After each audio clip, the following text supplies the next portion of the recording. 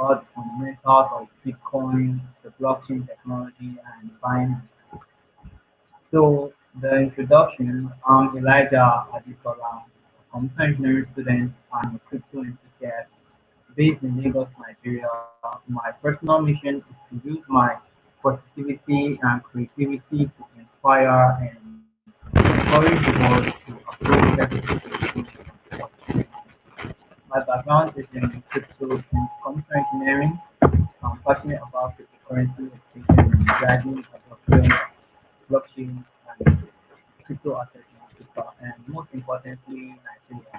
At the end of this event, you should all know what Bitcoin and cryptocurrencies are, how the blockchain works, several use cases of the blockchain, and how to buy and sell cryptocurrencies into a local currency, be South African rand, Nigerian naira, or any currency. This event is brought to you by finance. So you all know about me, a little about me. So, what is money? This is crazy, man. This this what is money question is very tough. It's a very tough. What is money? The Oxford Dictionary says money is what you earn by working or by selling something. Is that what we do with money? This question is very tough, but it's simple. It's kept in the simplest form. Money is not part of the education system. Nobody talks about money, but like we ask, like we don't need money, we don't want money, or money talk is a very dirty topic.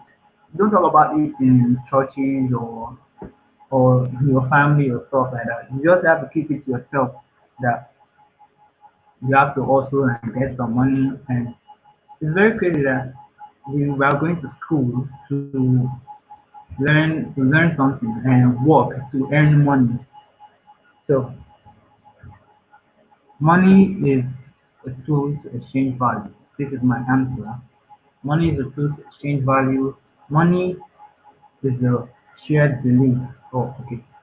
Any object could be used as money. Value is a shared belief. So this is very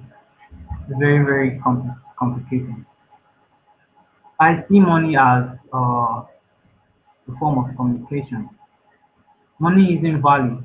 Money is an abstraction of value. It is a language that you get. Okay, money is simply a tool to exchange value. We use money to communicate value, for example, trade by barter.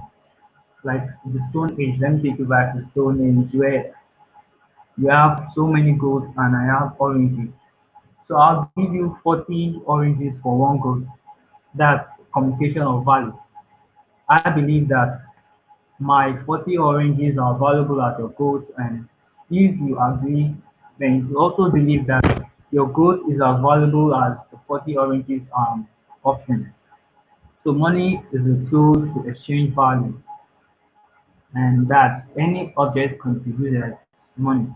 So money was in the early days of money was the early days of money. So money was any object.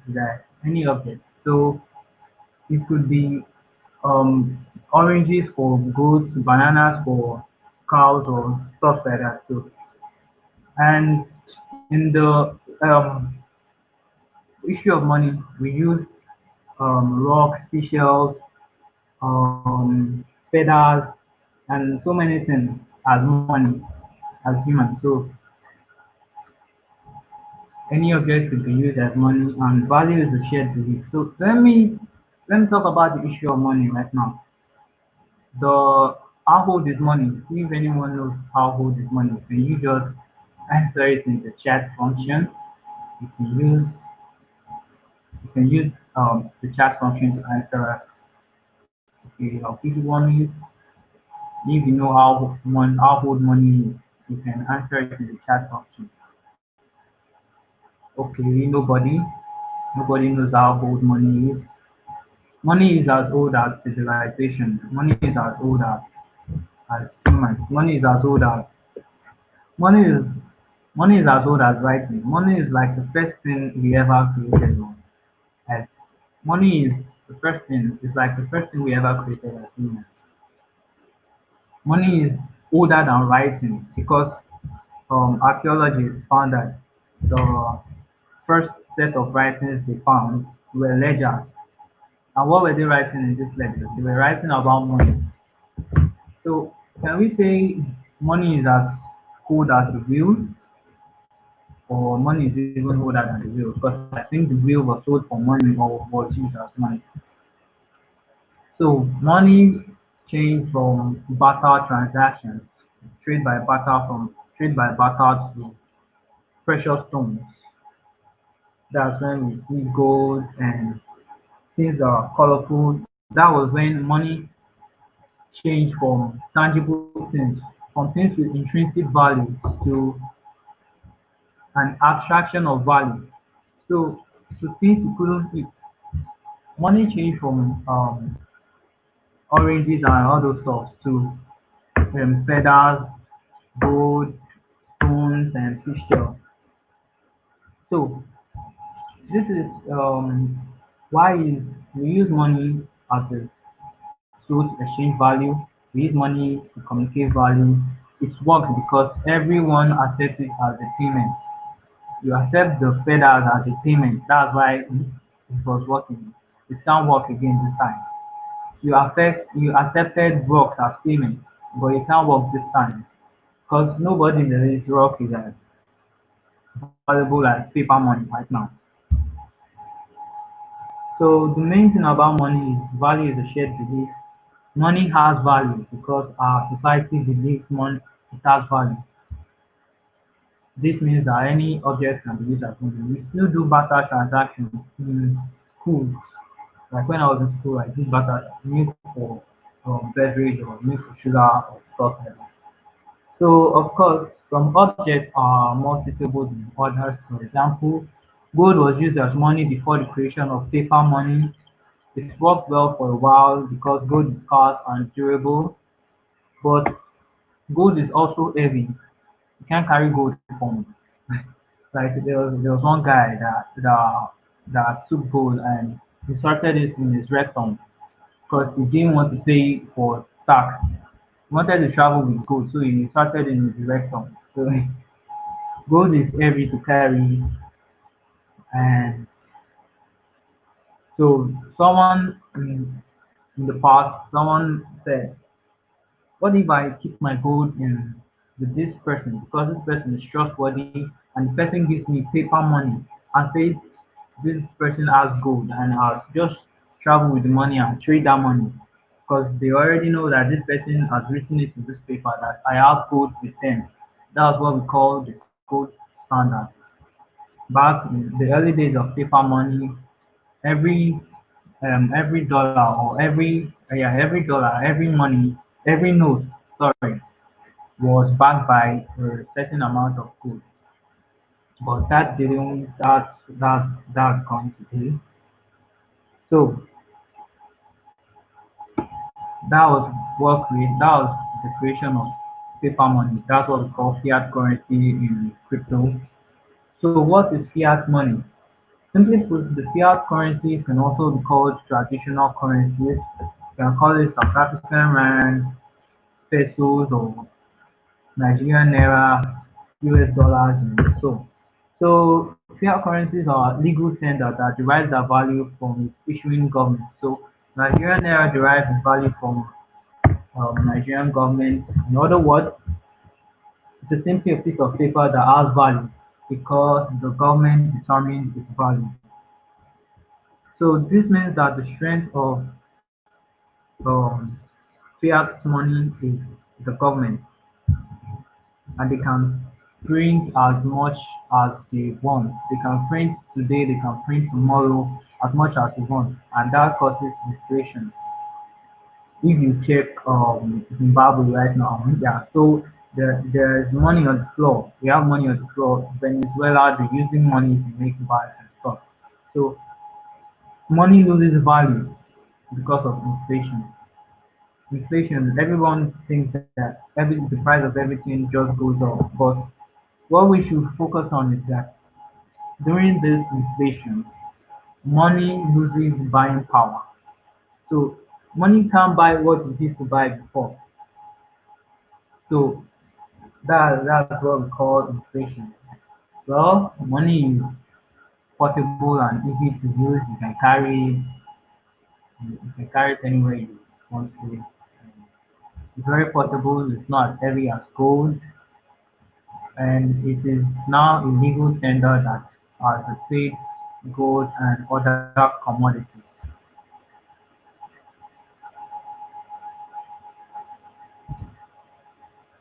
What is cryptocurrency? Cryptocurrency is a concept described in 1998 by Wei Dai. He was a computer scientist. He was suggesting a new form of money that uses cryptography to control its creation and transactions rather than central authority. So instead of guys in banks controlling your transactions and stuff and securing your money for you, it is backed by cryptography. Cryptography is, in other words, advanced mathematics. So cryptography is the digital form of money which is protected by cryptography. Cryptocurrency is a digital, sorry, cryptocurrency is a digital form of money. It is protected by cryptography.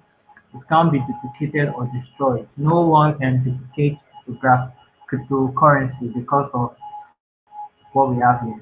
But you can duplicate paper money, you can duplicate so many things out there. So this makes it more secure. And cryptocurrency is a distributed network. It is a peer-to-peer network.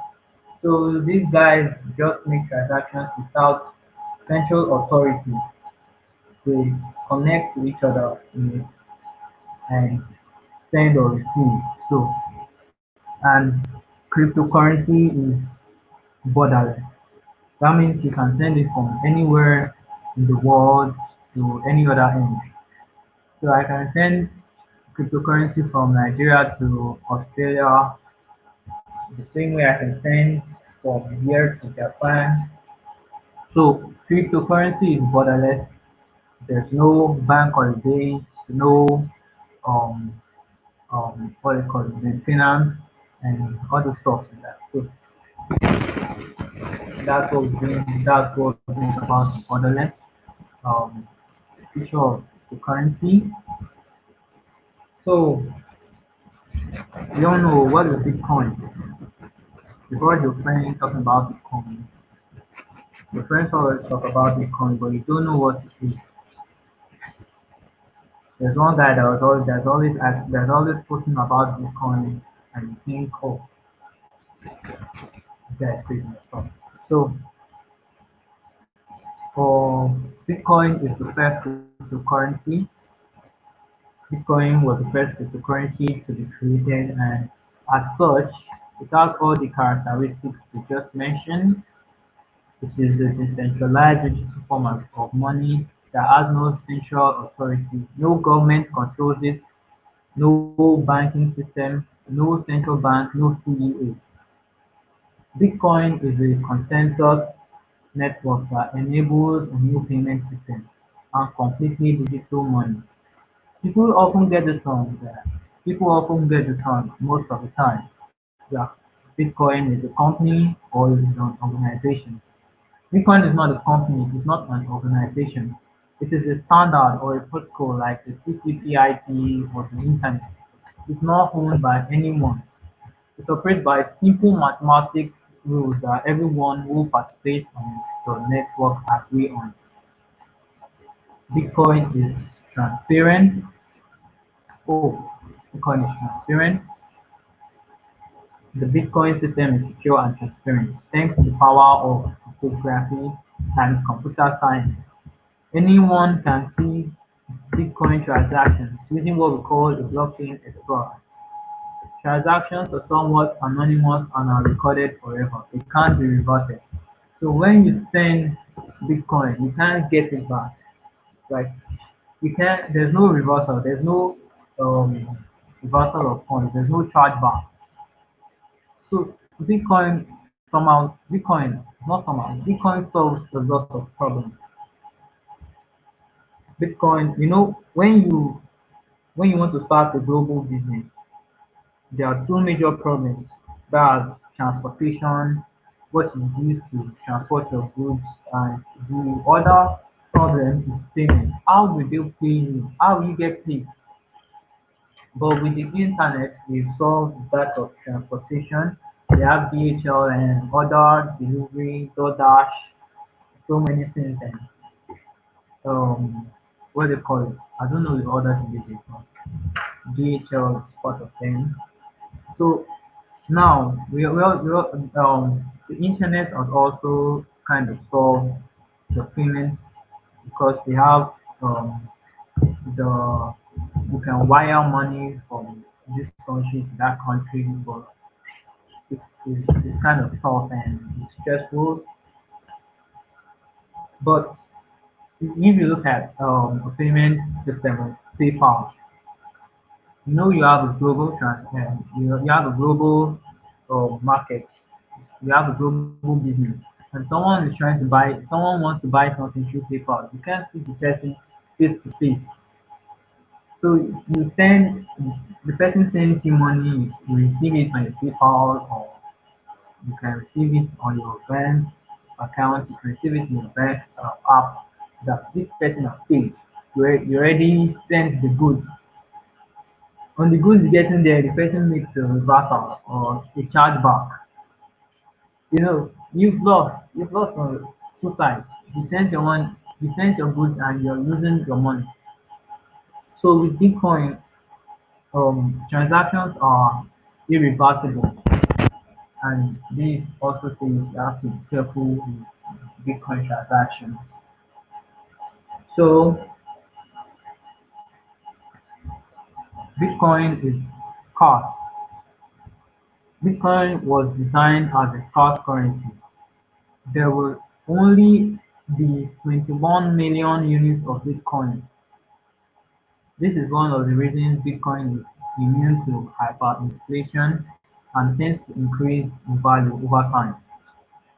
Like if Bitcoin, if you check the price of an iPhone 4 in 2007, or was it 2009 or 2010? I don't know the year iPhone 4 came out, but it was thousands of Bitcoin to buy that iPhone 4, like 7,000 Bitcoin to buy an iPhone 4 at that time, a new iPhone 4. But right now, you you buy an iPhone 11 with 0.007 Bitcoin.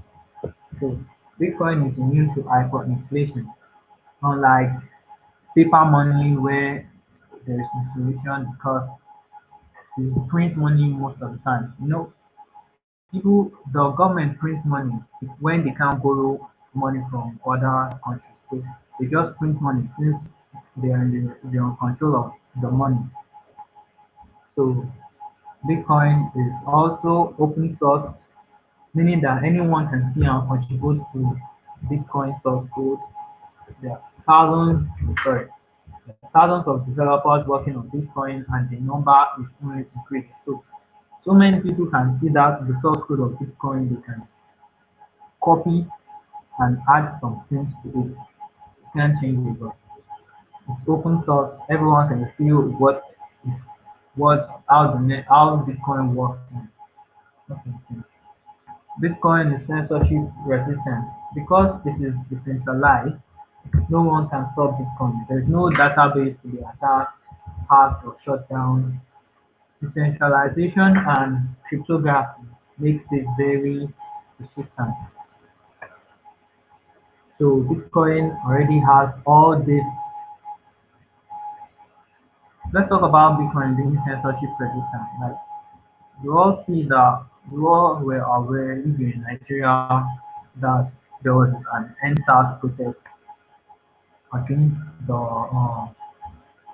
police force of Nigeria for um, for police brutality. There was a protest that was going on, and a group of activists wanted people to donate money so they can treat people that are injured and wounded. So the money people were donating, the account people were donating money into was blocked by the central bank. They couldn't take money out of it anymore. They could only deposit money. So they moved to Bitcoin. So you see the problem Bitcoin solved in in the case of censorship resistance. So who created Bitcoin? Bitcoin was created in 2008. So let's see. Bitcoin's creator, we all know him as Satoshi Nakamoto.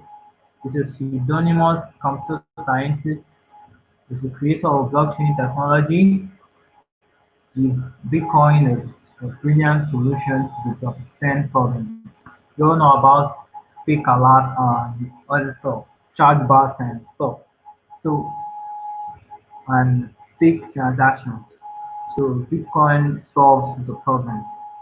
You can send money to someone and the person will say, hey, I didn't receive that money or the money hasn't gotten to me. You can check the transaction details on the blockchain and Bitcoin was launched in 2009 and Satoshi Nakamoto disappeared. Satoshi Nakamoto is a pseudonym that was used by Bitcoin's creator in email communication. So nobody saw him. He was only communicating with people through emails. It was communication. He was communicating through forum posts and publications. And in 2008, he published the Bitcoin white paper, which is 12 years old today. 12 years ago today, he published the Bitcoin white paper. So since 1982, since 1982, if I'm not wrong, since 1982, there was a problem called that if you're a computer scientist, you should know Byzantine general problem. Byzantine general problem, you can do your research on that. So Byzantine general problem was a problem that was not solved since 1982. That was 25-year-old problem. So in 2008, Satoshi Nakamoto through email or forum post, he said, hey everyone, I've solved this problem. And you know what people did? They laughed at him, they ignored him, and few months later he created he published the Bitcoin uh, white paper and the software. Okay, iPhone 4 was released at 2011. Thank you. So he he solved that problem and he said, hey, I've solved this problem and people ignored him and laughed at him. Let me show you, let me try and show you the Bitcoin white paper. 12 year old today. Okay, have questions?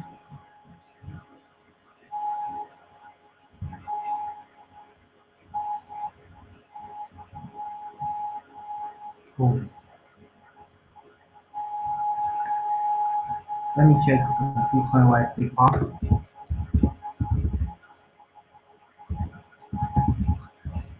Bitcoin white paper was the 9 page. Okay, I have it here. The Bitcoin white paper was a 9 page.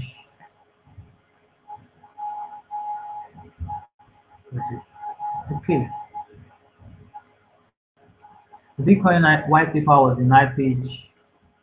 Here, this is the here's the email he used. they publish this website. So the Bitcoin white paper is a nice page publication. It was solving the percent problem. Here's the equation. I don't know what it is, but I'll get to know the time.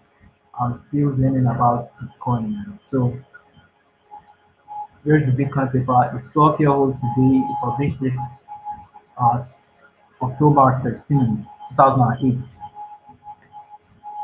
So let's go back to the presentation.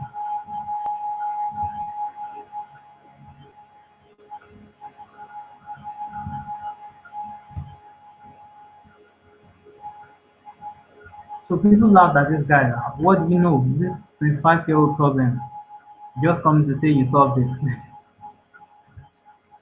So he proved them wrong by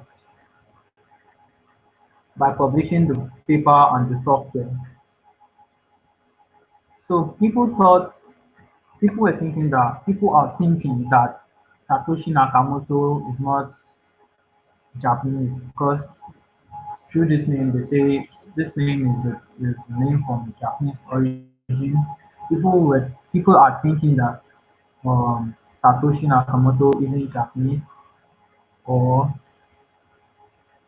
because he wrote English fluently. He could communicate in English fluently. So people think he comes from, he was writing perfect English. So people think he comes from English speaking country.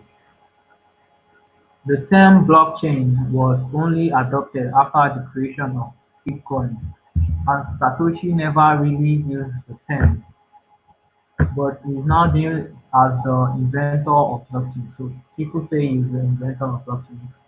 Satoshi found a solution to the double-spend problem that plagued other projects that attempted to create a digital cash system.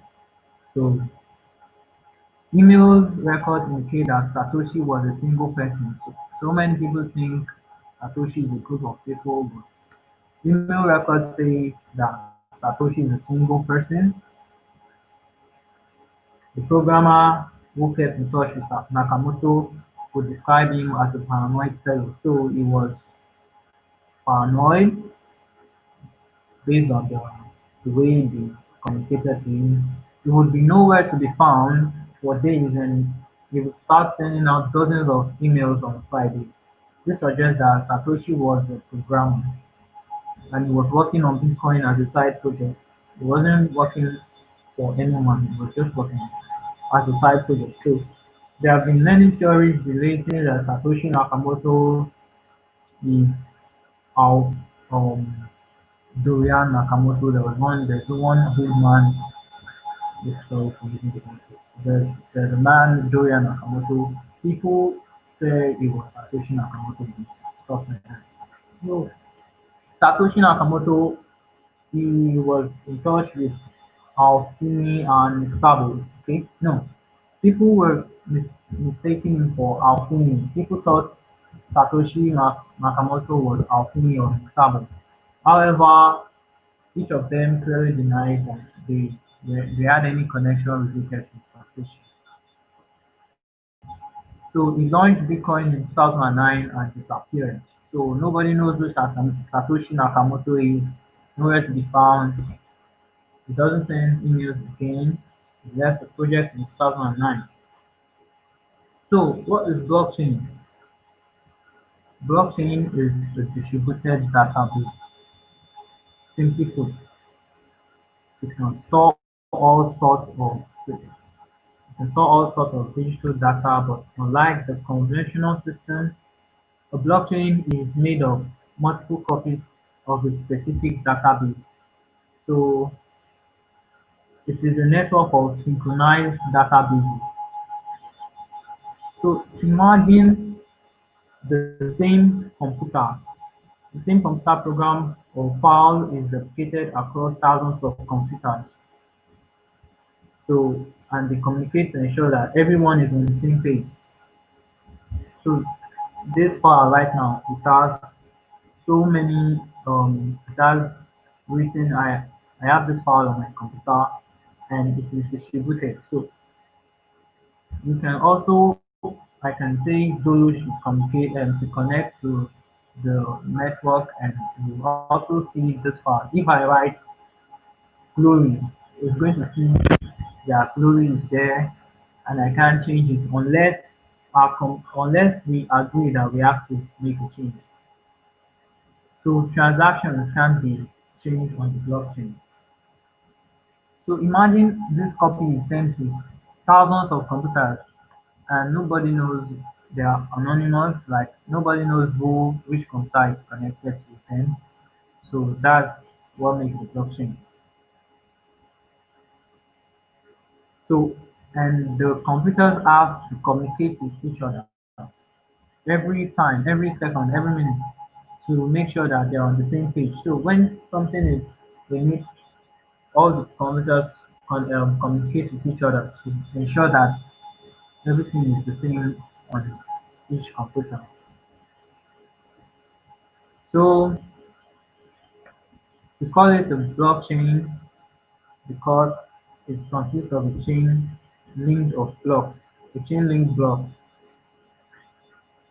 a chain of linked blocks, sorry. For now, let's imagine that this distributed database is a ledger. So it has transactions, it has different transactions, multiple transactions on it. Like this page can take 1,240 transactions. So this page will be called a block, this whole page. But before this page, there was one other page here before that page, and that page was already filled up. So this page right here, sorry that I can't see the page, is an invisible page. This page right here is linked to this other page.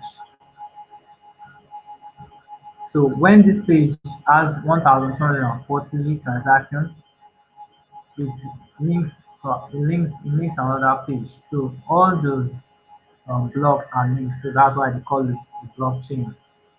So for you to change a transaction where multiple transactions are coming in, you have to change from the latest transaction before you get to that. So it's going to be and you have to change it on all the computers at once. All the computers are connected at once. So it's almost impossible for someone to change the transaction. So that's the double spend problem that the Bitcoin or blockchain technology has solved. Sorry. So let's say this um, document is a ledger. Who can tell me what is a ledger? A ledger is a book that contains digital or financial transactions. Sorry. Ledger is a book that contains financial transactions like debit, credit, balances, and dates. But the blockchain ledger is special because it is used to record and transact any kind of digital data, not only money. You can use it to store, used to record pictures, anything that is any digital data. Sorry. And even more important, the data is immutable. It is part of the tamper-proof system because blockchain data can only be changed if all participants of the network agree. That's what we call consensus. Everybody has to agree that yeah, we want to change this and we change it.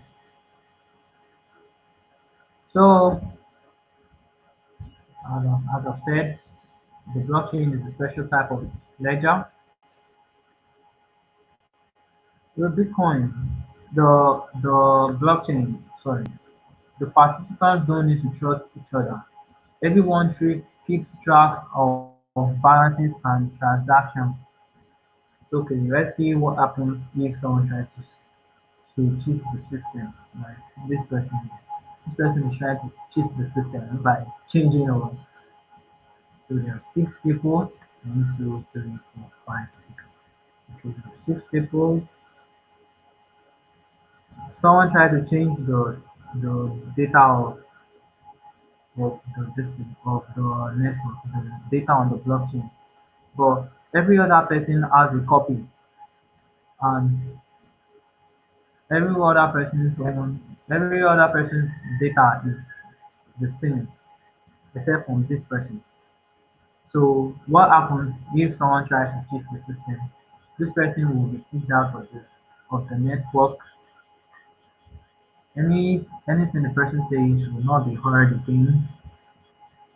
The person will be seen as a liar. So whatever the person does is only on his own page. So nobody person is kicked out of the system. It won't affect the rest because they all communicate to see each on the same page. So in other words, the honest participants, that's these people, they stop listening to this person because this person is a bad actor. So they kicked out of uh, the network. So I want to show you what the blockchain is like. Let me let me show you this real transaction.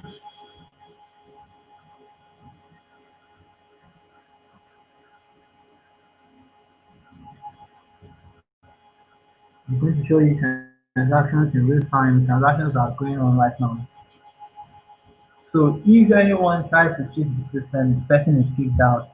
Anyone that tries to say, hey, you didn't send this money, you can just check the blockchain and search the transaction hash and see that the person is lying. So you say, hey, you're lying, you can't cheat me, you can't. So you won't hear the person again. Whatever the person says will be a lie. So let me show you how the blockchain is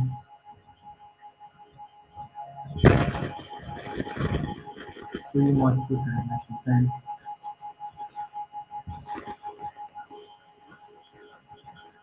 there's one crazy thing about Bitcoin. This week, like 4 days ago, someone made a $1 billion transaction, and the person paid $3 as fee. That's crazy, man. So look at it. 1.2 billion naira. Okay, sorry. $1.2 billion. Let me show you. Sent it to two people. Let me show you how much fee. Okay, you can see 3.85 dollars. Who can calculate that for me?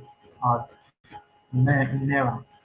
Let's see how much that is in naira. $3.85 as transaction fee for a 1.2 billion transfer. So that's crazy.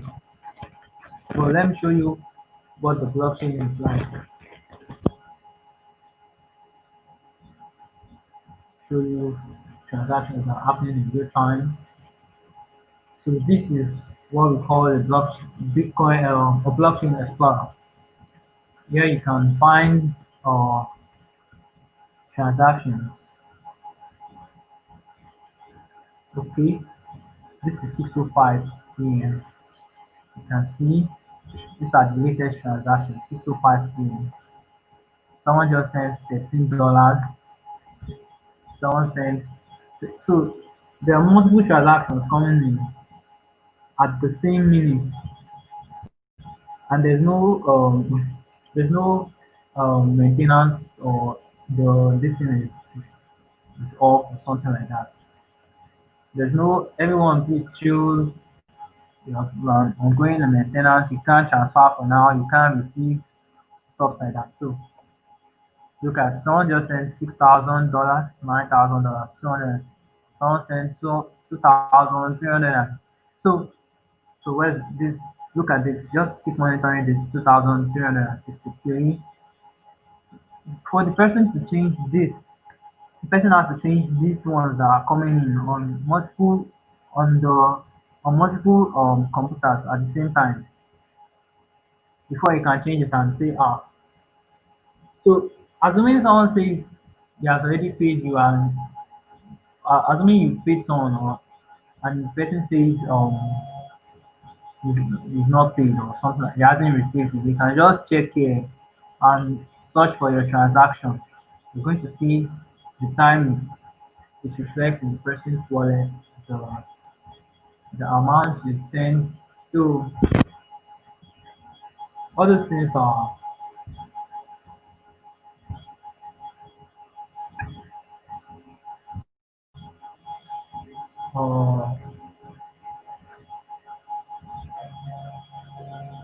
let's go back to the presentation.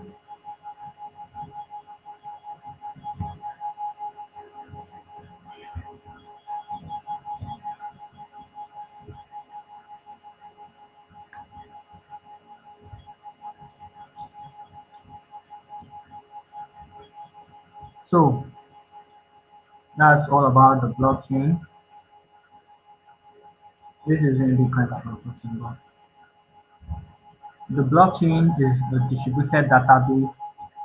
It records information, any kind of digital data. It has several use cases, various ways to build, and is a digital ledger. Bitcoin is a digital currency. It's a financial asset you can trade, you can buy things with. Bitcoin is the first and most popular currency, and it has a computer software. It is open source code, it's public and decentralized. When we talk about Bitcoin, so you must be asking, how do you get Bitcoin? The way to get the way to get Bitcoin today, you can accept Bitcoin as a payment method. That's the best way to get Bitcoin.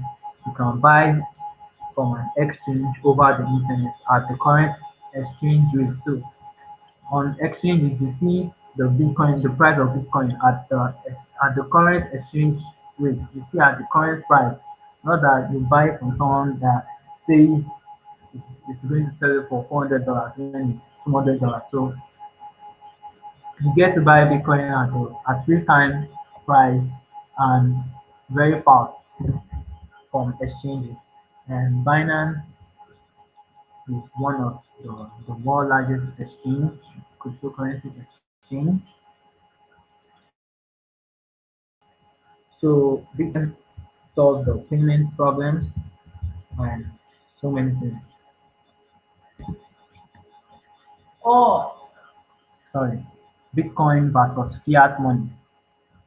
This is Bitcoin versus paper money. Bitcoin is decentralized. Anyone can use Bitcoin. You don't have to sign up. You don't have to be you don't have to be 18 years old. Anyone can use Bitcoin. You just have to create a Bitcoin wallet. You can create as many as you want. There's no need for the BVN or stuff. So Bitcoin is decentralized, not like the bank where you have to ask you for your private information. They ask you for your private information. They ask you for your name, where you work, where you live, just because you want to open your bank account. So Bitcoin is decentralized. It is peer to peer. There's no central authority. There's no middleman.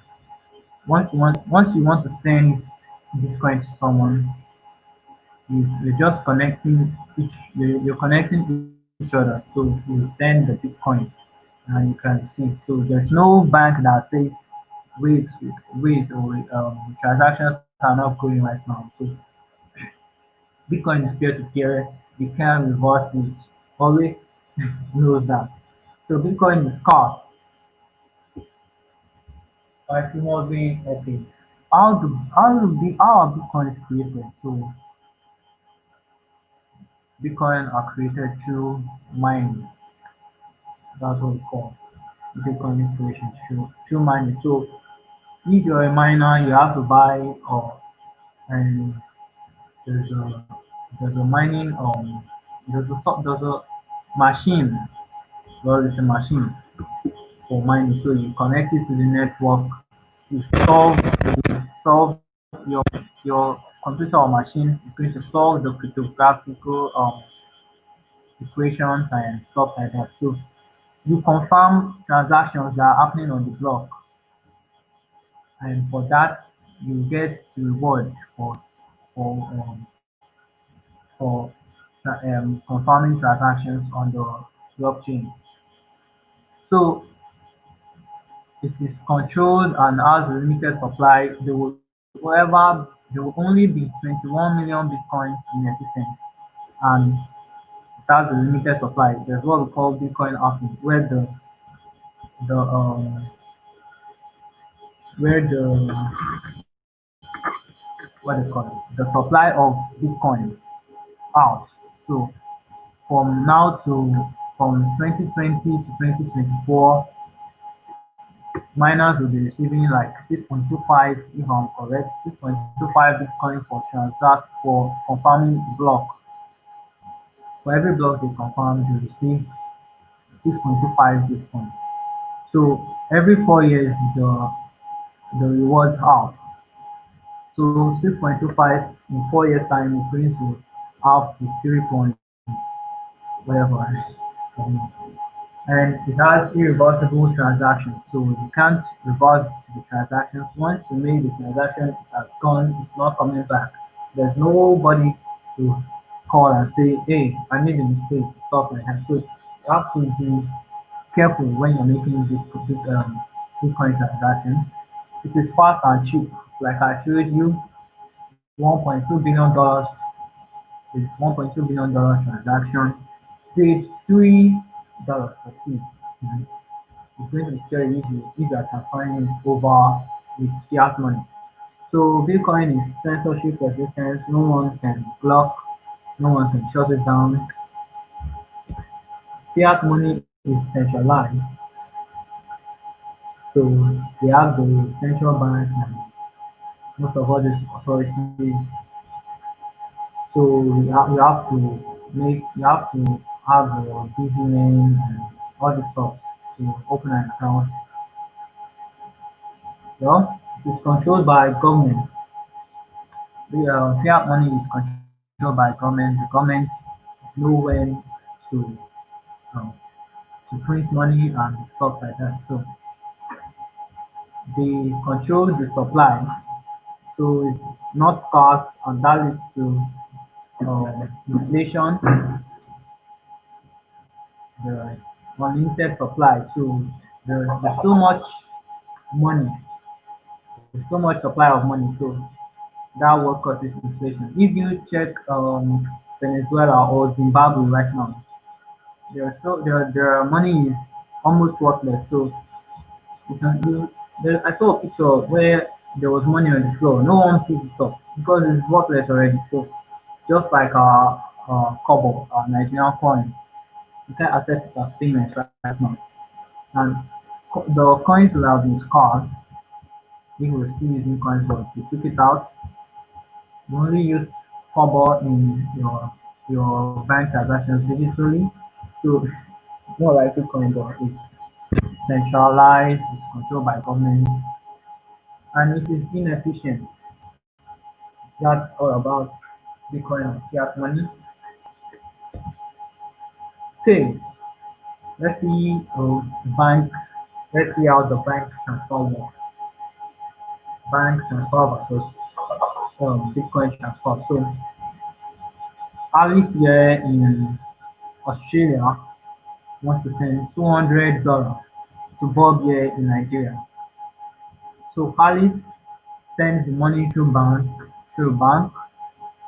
for $14 will be charged for remittance. So it's 186 dollars to get to Bob, and it's not fast for 3 working days. So imagine Bob Ali sends the money on Friday. Ali sends the money on Friday. So Bob has to wait for 3 working days. So Bob has to wait for Friday, Saturday, Sunday, Monday, and until he receives his money on Tuesday. So imagine wants to use it for something. Um, Imagine Bob wants to use it for something urgent. So the worldwide remittances made up to $689 billion in 2015. 7% would count for 48 billion. So um the if you send 689 billion through the bank, they charge you 48 billion. So you see how crazy it is. What the problems that Bitcoin is solving or blockchain or cryptocurrencies are solving today.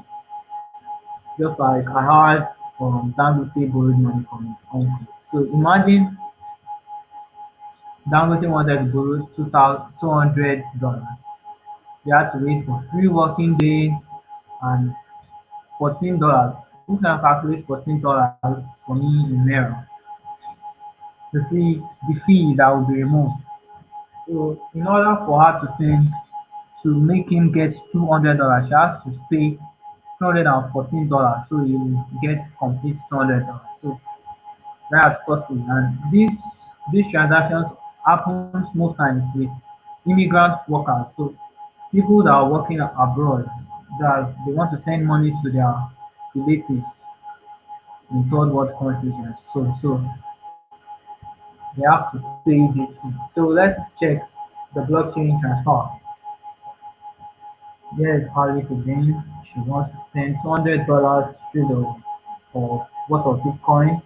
So the Bitcoin miners will confirm the transaction here and charge her $1. So Bob gets 199. So if she wants to send 200, she can just send $201. So the highest processing time is from 30 to 90 minutes. That you can just go watch the ball and wait your money reflect. So and there is even it's faster than that. There's so many cryptocurrencies right now that process in under 1 second. So on January 16, someone paid 0.49 in fees to move over 1 billion in a single Bitcoin transaction. Okay, that was January 16 this year, but I just showed you 1.2 billion that paid $3 fee. Imagine 7% out of 1.2 billion. How much that would be? So where do you store your Bitcoin? Store your Bitcoins in the currency wallet. There's no need to sign up, just the softwares that are available on the internet. You just download one, make a wallet. You have a wallet address that's like your bank account that you can use. You can send to people to send money for you, send to crypto for you. So cryptocurrency wallet is a tool that is used to interact with the blockchain network. The various wallet types can be divided into three main groups: that's software wallet, hardware wallet, and paper wallet. The software wallet can be web wallet, desktop wallet, or mobile wallet. So they're also they're also categorized as hot wallet and cold wallet.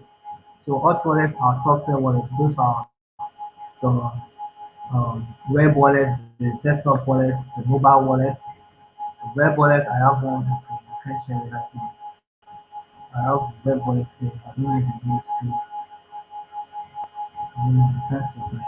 So the web wallet, the desktop wallet, and the mobile wallet. So this is a hot wallet. A hot wallet can be defined as the wallet that's somehow connected to the internet. For example, when you create an account on Binance, you have a hot wallet. When you create an account on Binance and send funds to your wallet, you are depositing into your Binance hot wallet. These wallets are quite easy to set up and the funds are quickly accessible, making them convenient for traders and other frequent users. So if you open your account on Binance, you have your hot wallet. If you deposit funds, they're stored in your hot wallet. So add cold wallet. or hardware wallets are physical electronic devices that use a random number generator to generate public keys and private keys. Public key is the your bank account that you can share to someone to send money to you. Those are public keys. Then your private keys are the keys that secure your wallet. So if you share your private keys, you can be a victim of drained account. So anyone can access your wallet to your private key. So you have to keep your private key safe and secure because like that you are in charge of your money. In charge of your money. There's no one sharing the money except for you. So it's best not to share your private keys. The keys are then stored in the device itself, which is which is not connected to the internet. The hardware storage constitutes a type of cold wallet and is deemed as one of the most secure alternatives. So this is the most secure, not not software or hot wallet. So the paper wallet is a piece of paper on which a crypto address and its private keys are physically printed out in form of QR code. These codes can then be scanned to execute cryptocurrency transactions. Nowadays, the use of paper wallet is considered obsolete and risky due to numerous flaws. Anyone can see a paper wallet and go. You already have access to your phone. So anyone can copy your copy your paper wallet and have access to your phone. Sorry.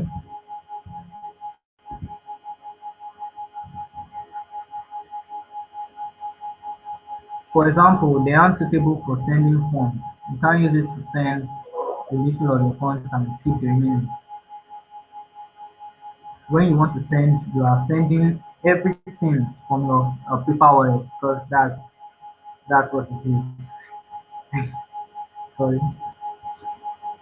And if you lose your paper, sorry, if you lose your paper wallet, you lost all your funds.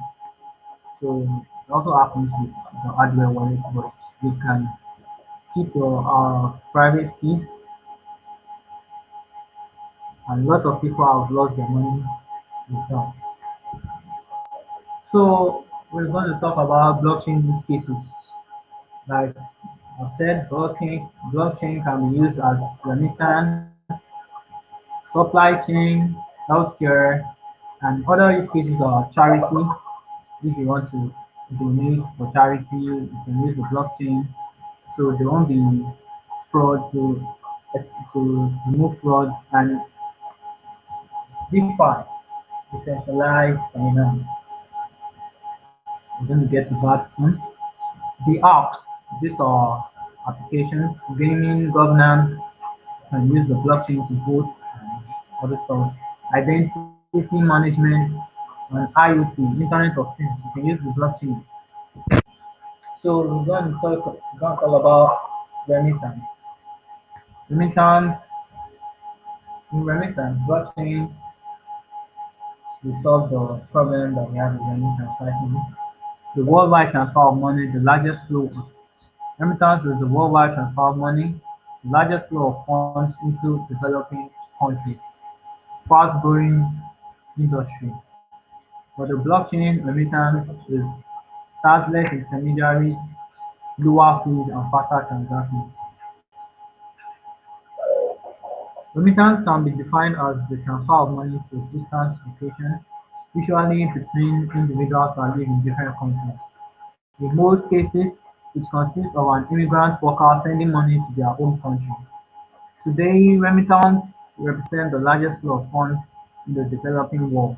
So the banks and everything, they have a lot of money through that. Western Union and most of others, they have the largest flow. Imagine taking 7% from every transaction. So it's surpassing the foreign and direct investment and official development assistance. According to the World Bank Group, the remittance industry experienced significant growth in the past years, up to 8.8% in 2017 and 9.6% in 2018.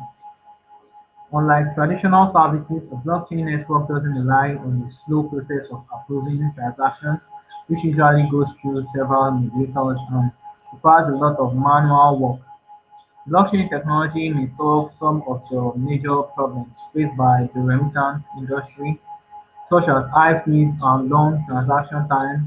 Operational costs can drop substantially simply by reducing the numbers of intermediaries. So there's no bank to do that, there's no intermediary, no middleman for that. But blockchain can also be used in the supply chain. So supply chain is a network of people and business involved in creating and distributing a particular product or service, sorry, all the way from the initial suppliers, all the way from the initial suppliers to the end users and customers. So we want to buy, we want to see like the rice. So from the farmers to the manufacturing company that they move and do build the rice and stuff like that.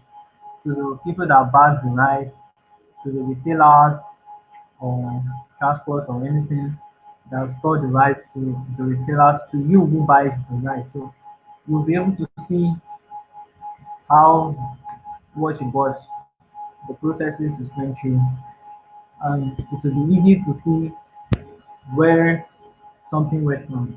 So if something goes wrong, you will know who to be held accountable so you can take it back to that. So the supply chain, the basic supply chain system often involves the suppliers of food or raw materials, the manufacturers processing stage, the logistics companies, and the final retailers.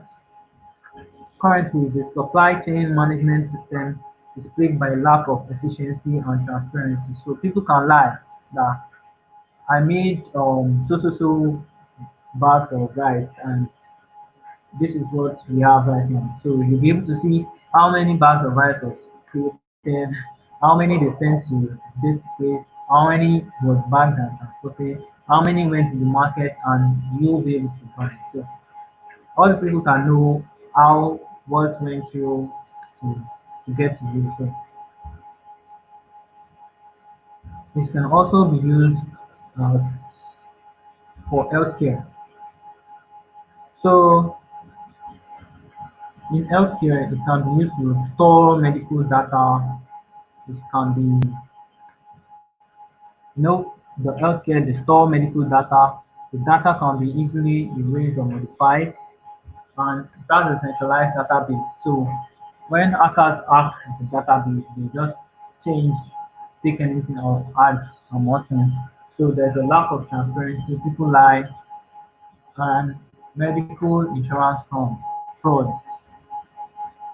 So what the blockchain healthcare does, that is customizable accessibility and transparency. It is usually built as distributed private network. So it's just like the blockchain, but this isn't public. So this is permission based. It's a permission based management. So only the hospital staff will be able to access that be able to access the network. So it solves fraud protection and increased security, data integrity and interoperability, easy to easy for different networks to verify and exchange data. So what does the blockchain do in the healthcare? Some of the features that allow cryptocurrency blockchain to act as a secure record of financial transactions are also applicable to strong medical data. So since most of blockchain design are distributed systems that record and project files, so all the medical files can be in the blockchain and it can be changed and it is protected. It is extremely difficult for someone to disrupt or change the data without having the approval of all other participants. So one person can't change the data. Everybody has to agree to change that data. So blockchain peer-to-peer architecture allows all copies of a patient's record to be synchronized with one computer as updates are made. So just like the blockchain explorer I showed you. So when there's an update, there's in the healthcare system and the patient's record, it is distributed to it is synchronized to a computer. So no one can change that. Also, blockchain, even though they are stored in different computers, each network node holds a copy of the entire blockchain and it communicates regularly to ensure the data is up to date and authentic, just like the blockchain use case I showed of Bitcoin. So decentralization and data distribution are also important. It is, it is worth mentioning that blockchains are distributed but not always decentralized in terms of governance. Decentralization is not a binary thing, so depending on how nodes are distributed, these systems may present variable degrees of decentralization.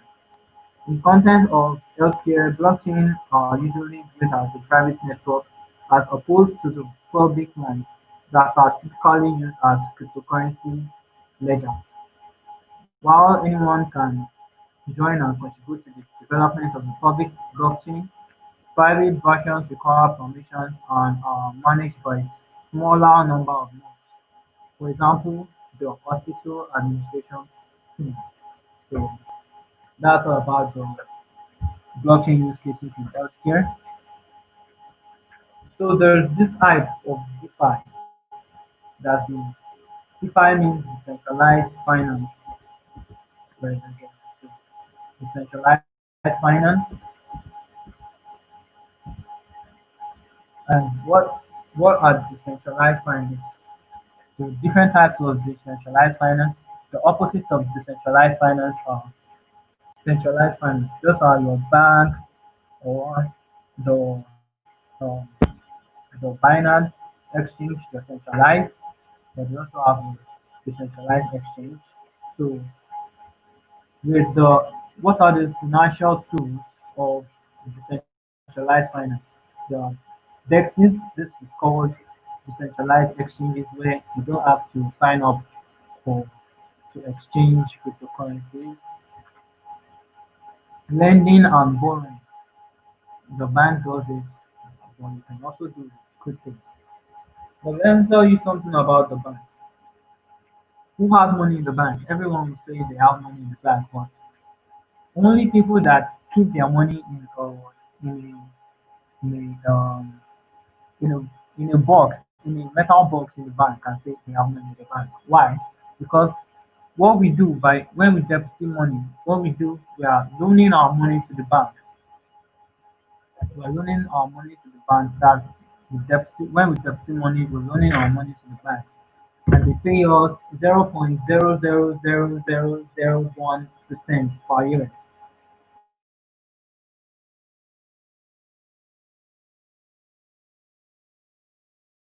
And what they do is they take that money that you loan them and they lend to someone for 24.99% APR. That's really nice.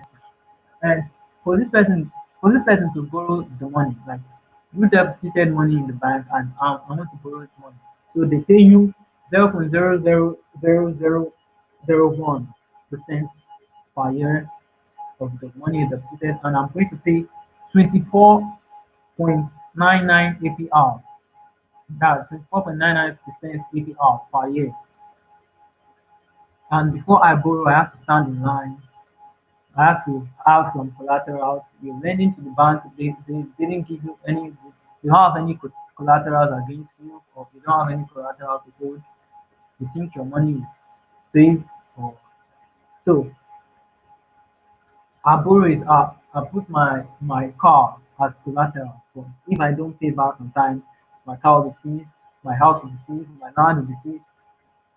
But with DeFi, this is decentralized. So you can even borrow in this in the aspect of DeFi. You can borrow money and earn interest. So you see how this is crazy. Man. So you can lend money and get interest.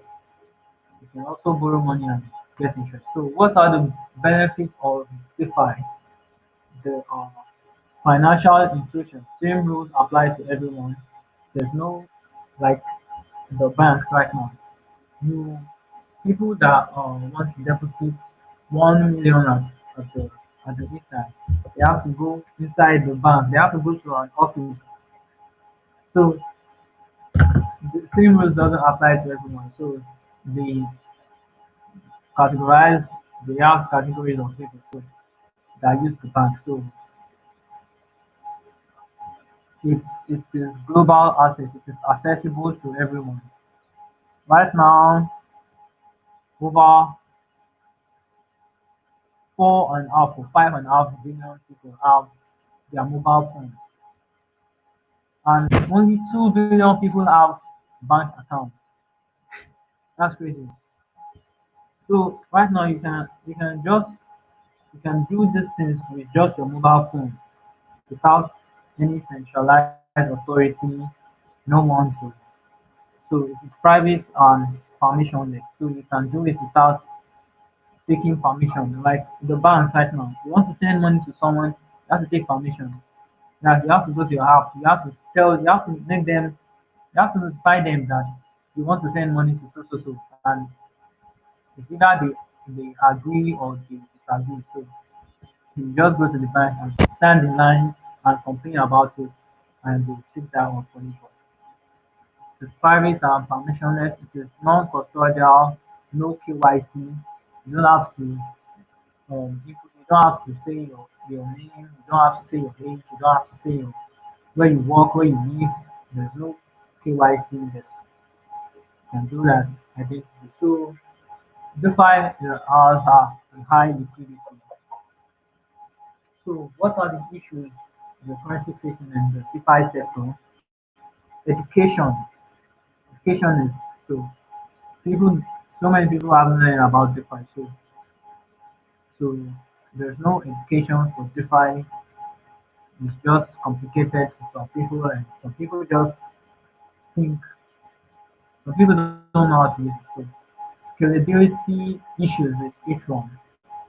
So Ethereum, we all know that. Okay, we don't know. Not everyone knows. But if you don't know, the Ethereum is facing. We have IPs with the Ethereum right now for retail users to participate.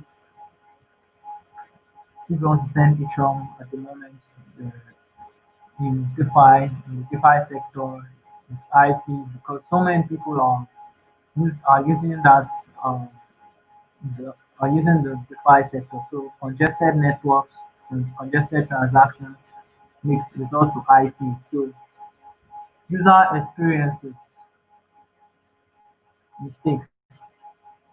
There's so many mistakes, costly mistakes.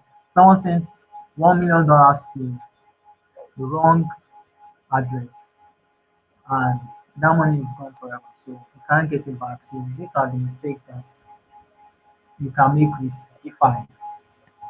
So no secure industry standards. So many people can make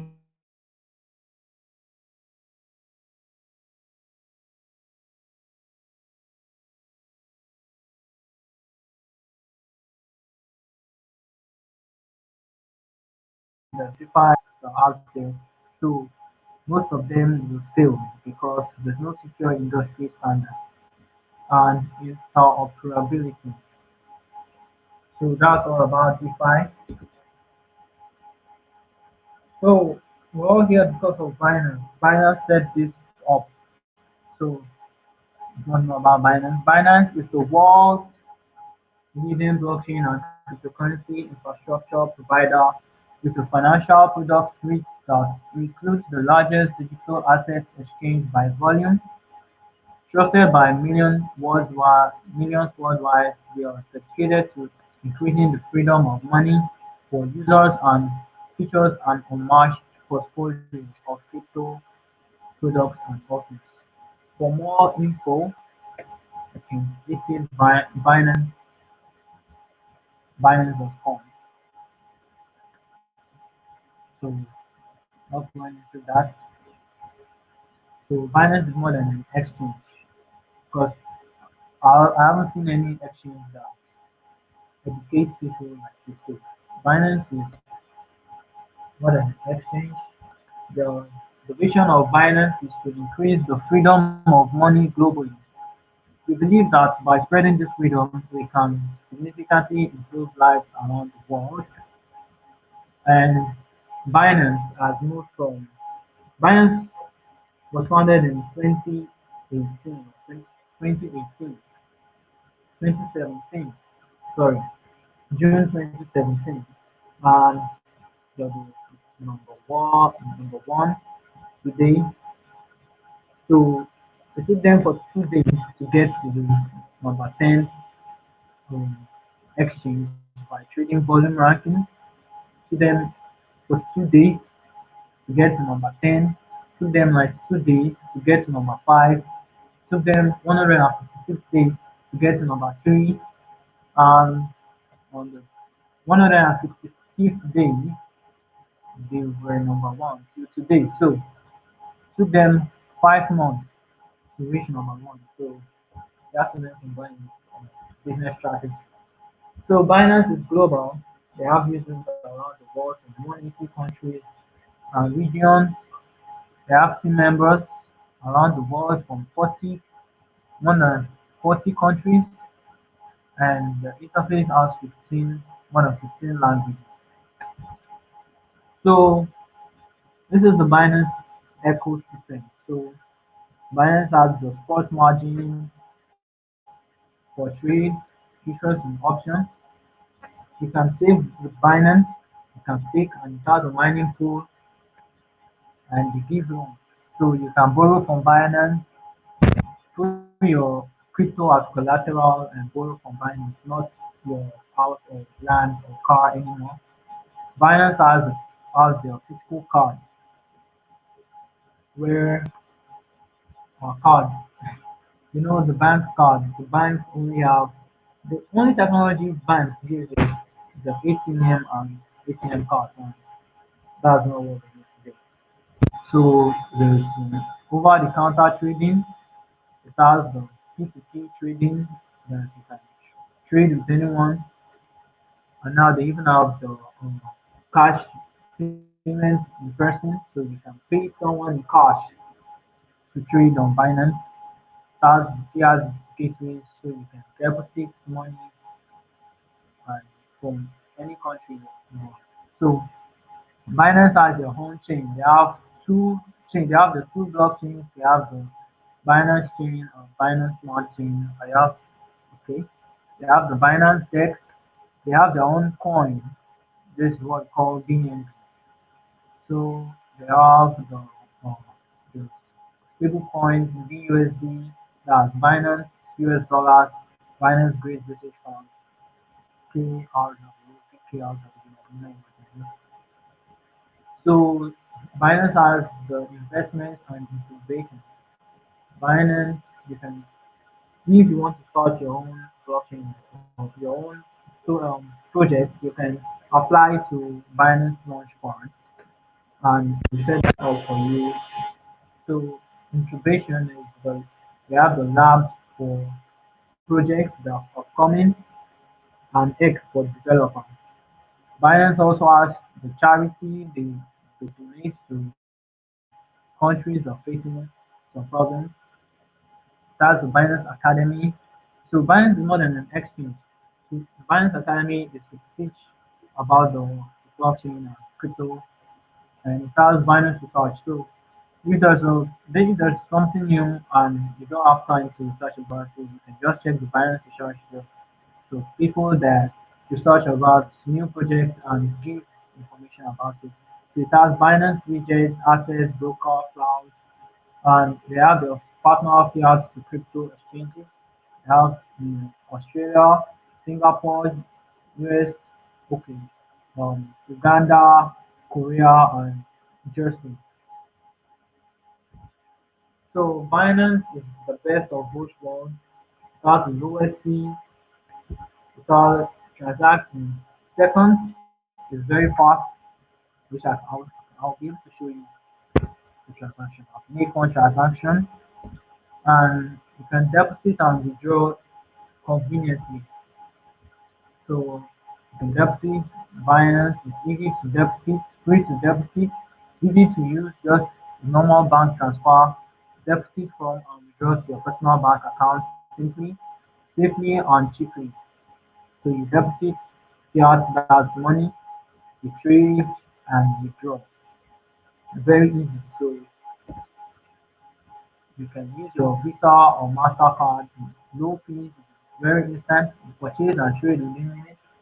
It's easy to use, like buying a pair of shoes online. It has P2P, this peer-to-peer way you can sell or buy with, from someone on uh, the Binance ecosystem chain. So it's completely free. They don't charge fees. It's completely safe. Binance holds the point for to make sure that someone pays or to make sure you receive your money before releasing it to the buyer. So you can buy and sell your local currency in minutes. You can set your own prices. You can set it above the market price. So I'll be showing you how to buy crypto with local currency and how to sell crypto with local currency and withdraw to your bank. And there's a bonus right now. If you sign up and trade your first crypto this week, you can earn $5. So for more information, okay, you have to trade up to $10 to receive it. So I'll show you how to.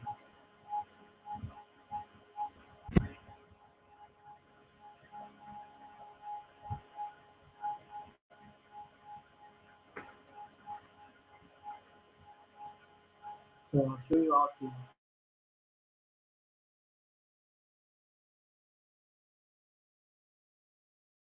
Binance.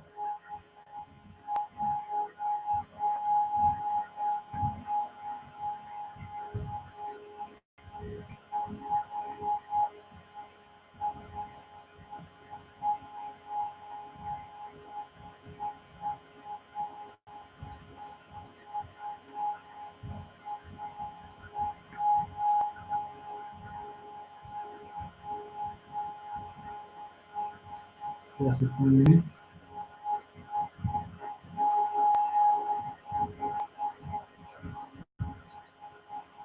So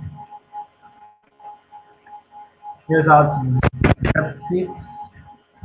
Um, okay, you have to. Okay, since you're just coming, you have to sign up, not log in. So go to Binance.com. You can click on register now. Put your email, register. Also here to register on Binance. I'm logging in right now. So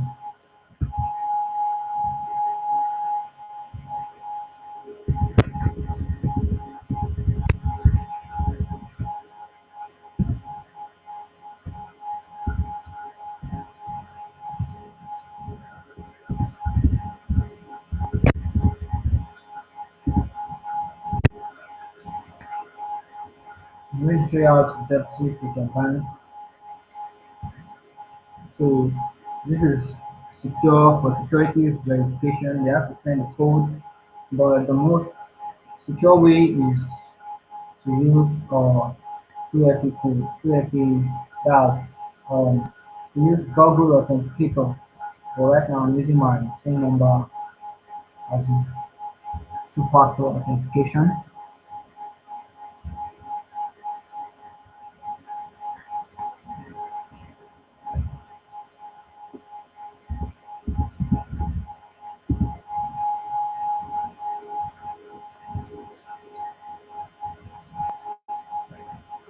So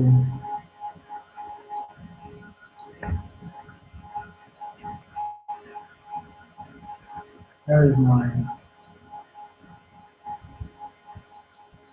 these are the Binance ecosystem like you have the prices of real time prices of everything, Bitcoin, Ethereum, coin 13,700 at the moment, this 14K today.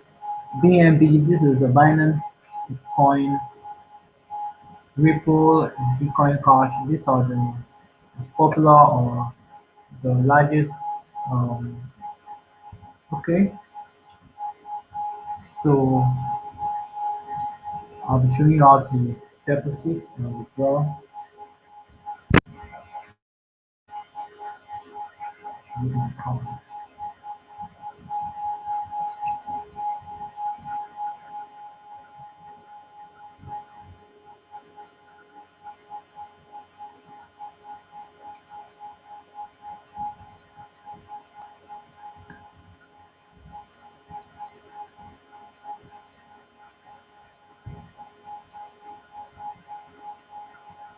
So you choose fiat.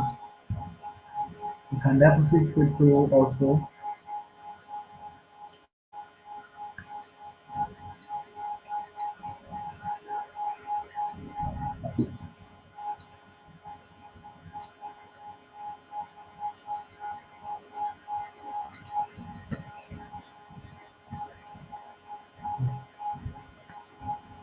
And choose okay, everywhere.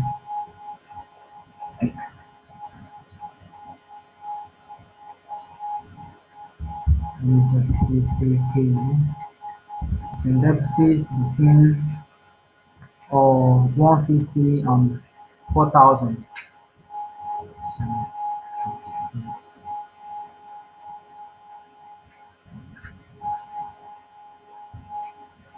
So I'm going to be using my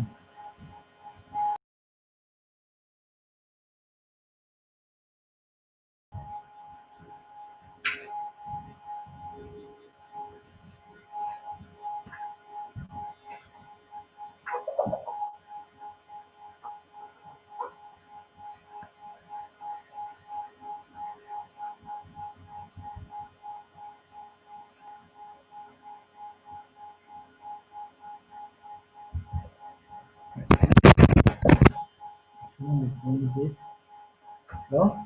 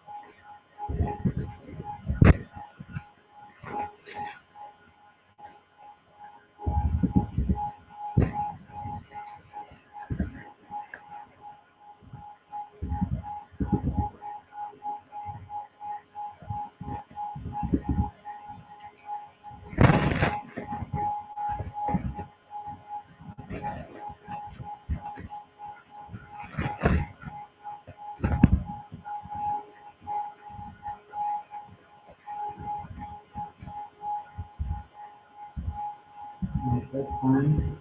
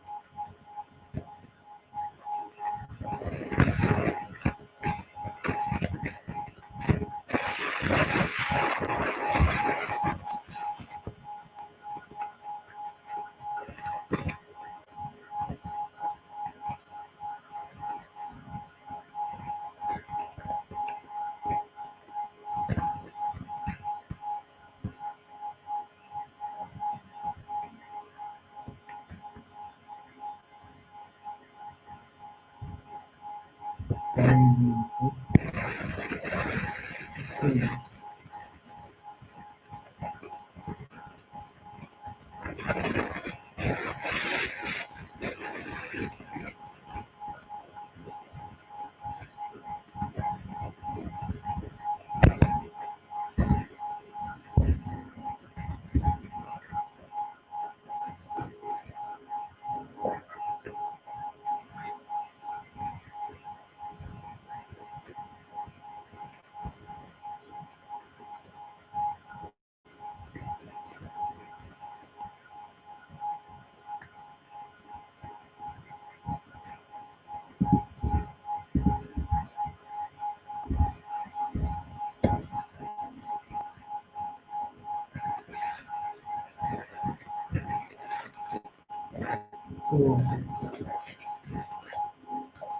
very fast, very quick.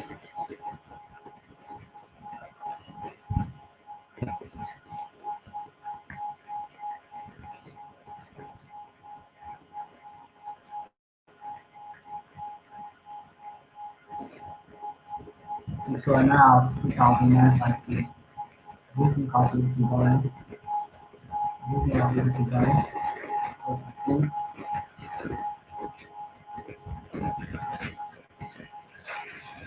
choose the minimum activity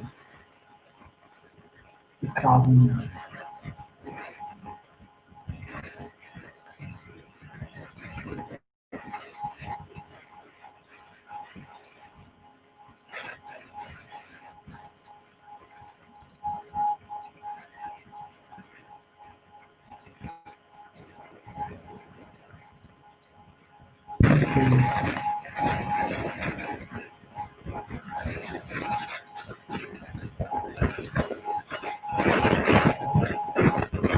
Okay, one,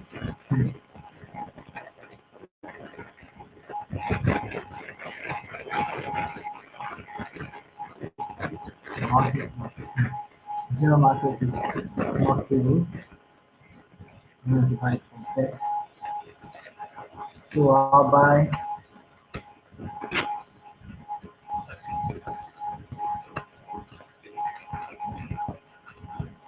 will be buying BUSD. That's the Binance dollar.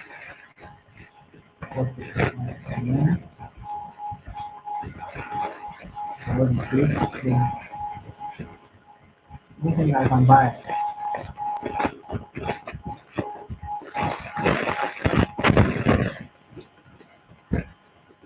I can buy so not to this dollar.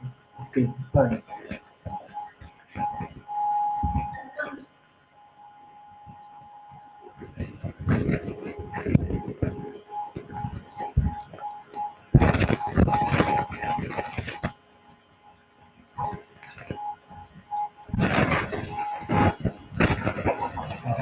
Buy the market,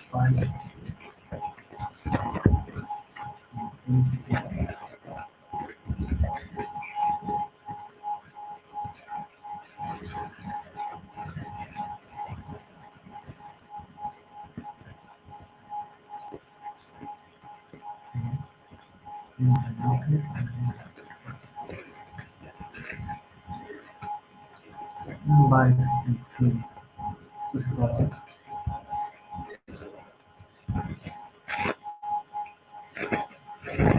So here's my order. And then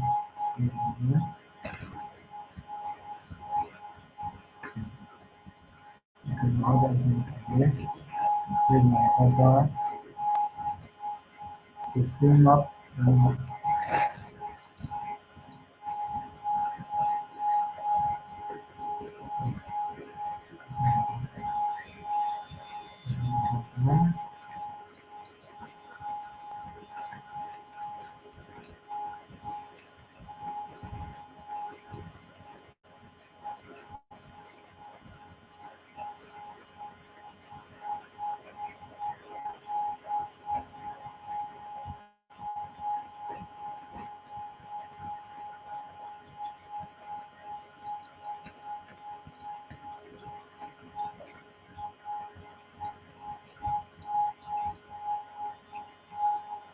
Here's my order.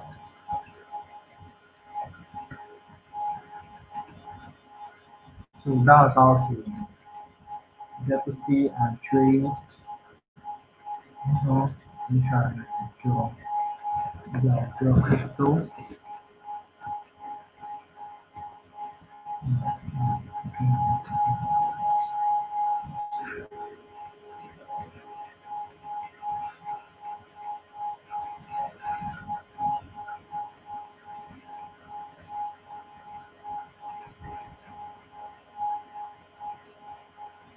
So here to withdraw. So I have my trade. Mutual fund has my trade.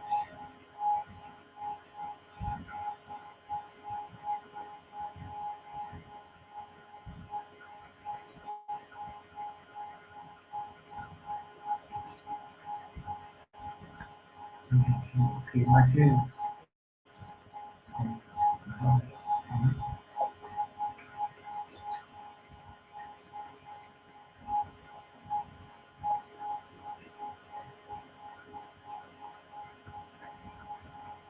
already completed.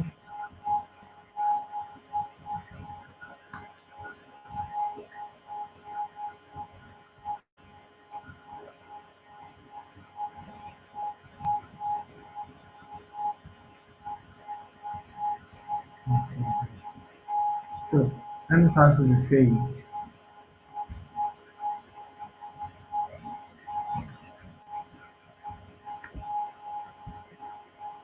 and make my payment.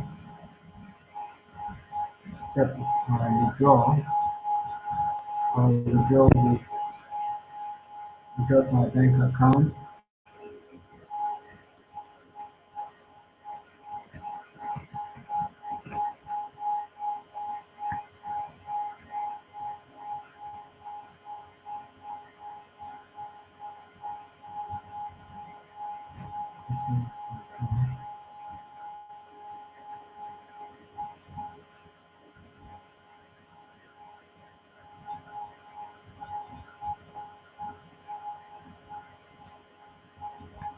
So if I withdraw 2,000, okay, I can't withdraw right now. Okay, okay. So that's the least I can do. I should have known to get this more than that. So I'll show you in from those two. I'll show you the Binance chain, show you the Binance chain.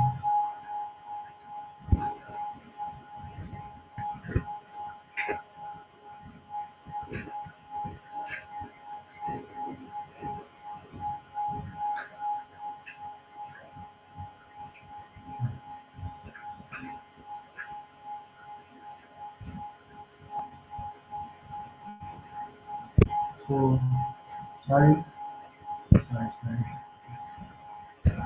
This is the Binance chain wallet. Let me show you crypto transaction.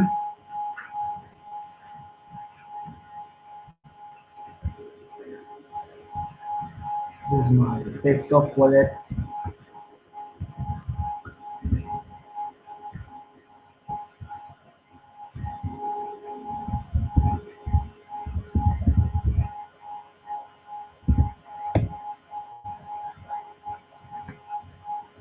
So this is Binance wallet.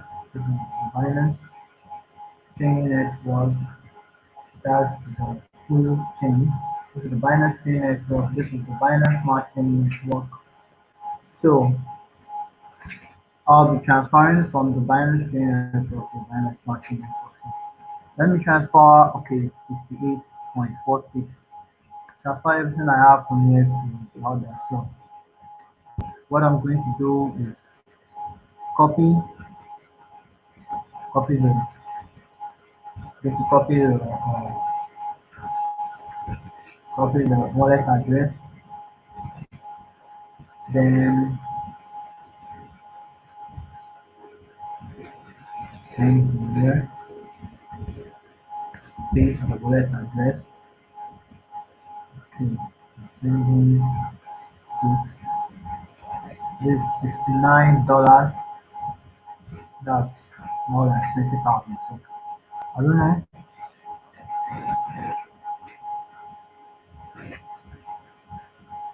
So the network fee, the fee I'm going to pay 0.0042 DNC. Let me try and calculate that. So I can calculate 0.042 DNC.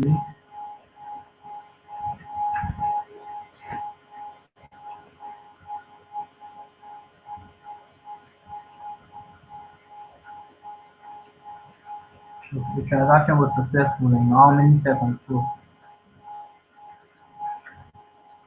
going to so it's not no longer here. That was I had 0.9 some $0.9. So right now I have 0.8. So that's $0.1. I don't know how much that is. Can you help me calculate? So this is it. Okay. I have 110 right now. So here's the transaction. So so I can check it on Explorer. So if someone says you haven't sent you haven't sent the money or stuff like that, just check it out on Explorer.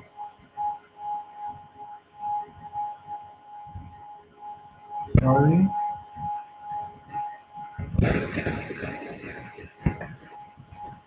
huh? Because of our time.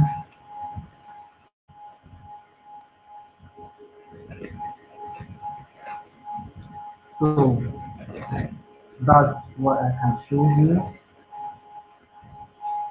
That's the best I can show you.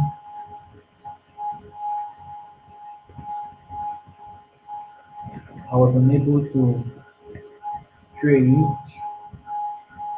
because of the time.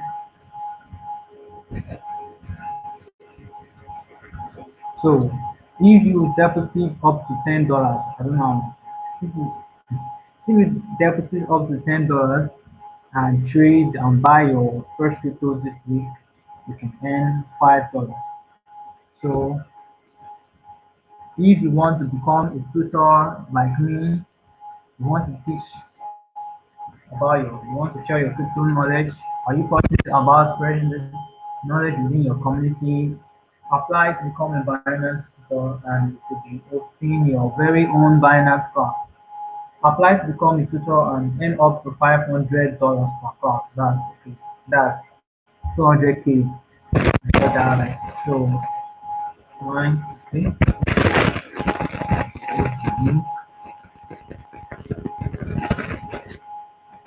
what is the sorry?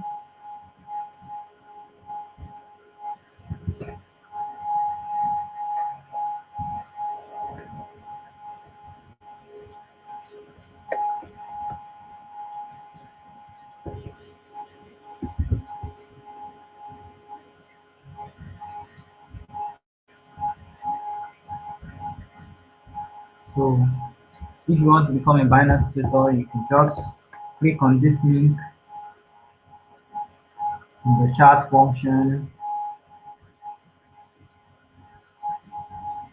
and follow Binance Africa on Twitter, learn about what you should teach and share uh, your, your knowledge. So let's keep in touch. Follow us, follow our social and community pages to keep up to date with the latest news, giveaways and events happening across Africa within the Binance ecosystem. Join our Telegram community.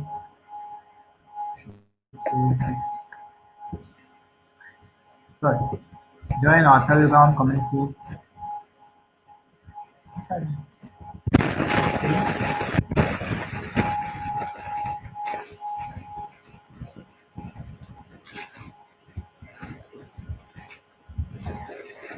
Join our Binance Telegram community. if you are in Nigeria, if you are in South Africa, yes, South Africa. So I think we have more Nigerians here. So South Africans, there's a Chinese Telegram community. You can follow our Nigerian Facebook page, follow the ethnic Facebook page, follow the Kenyan Facebook page for Nigerians. Here's the link. Uh, to do a quiz, second do a quiz.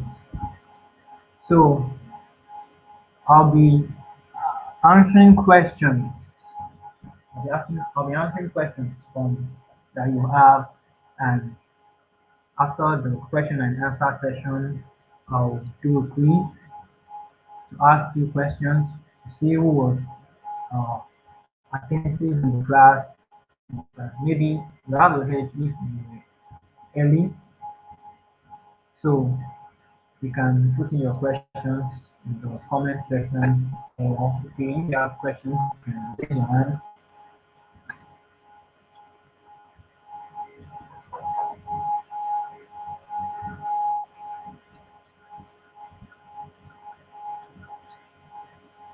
Any questions? Do you have any questions?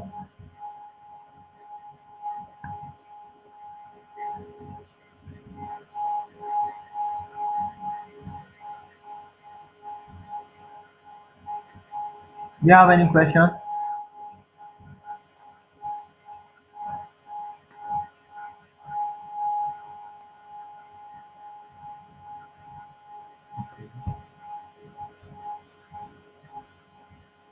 You need the quiz right now. If you're on our YouTube, if you're watching on YouTube, I have the link. You can join right now. I have the link. I have the link. Okay.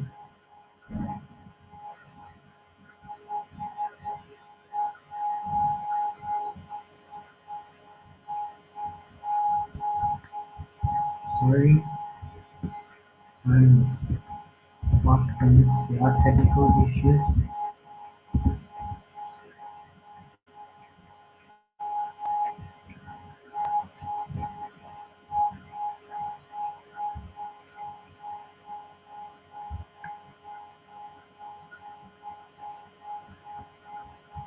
So for those on YouTube, you have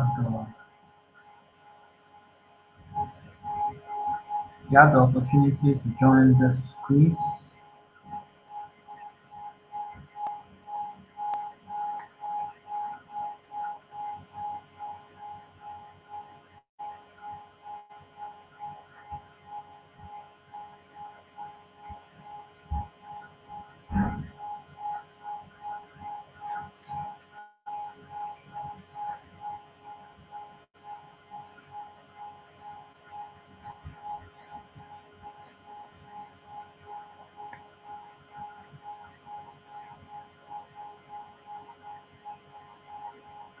If you're on YouTube, you have okay.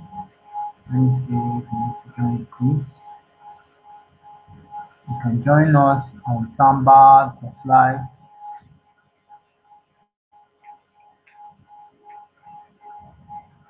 Okay, sorry about that. I apologize for the speed of the network.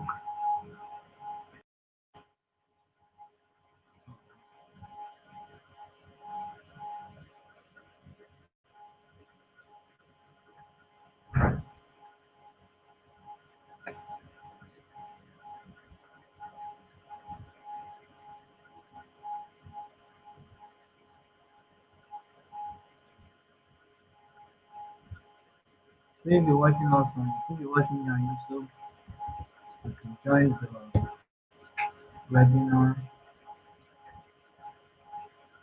in the quiz.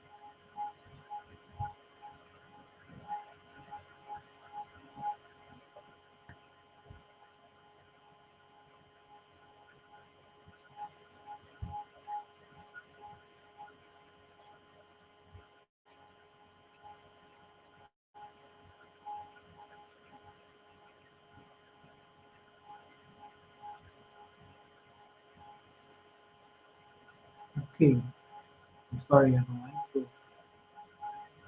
what I want is for you to just either on YouTube or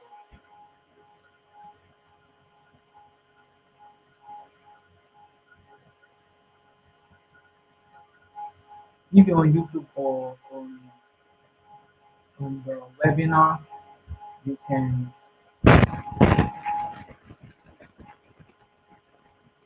either on YouTube or the webinar, just drop your email address and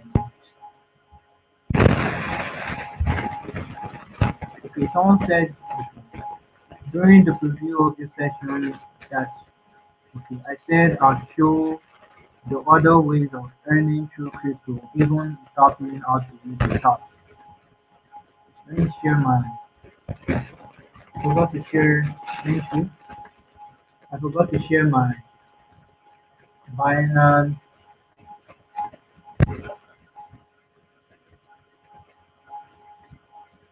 Okay. So many things on Binance right now. This is Binance trading. I click on Binance. So many things on Binance.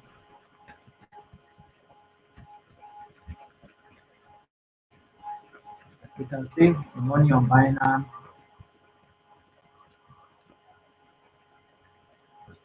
So I see $73.52. I've earned $0.1. So this is passive income. And on the Binance, this is the Binance Launchpad.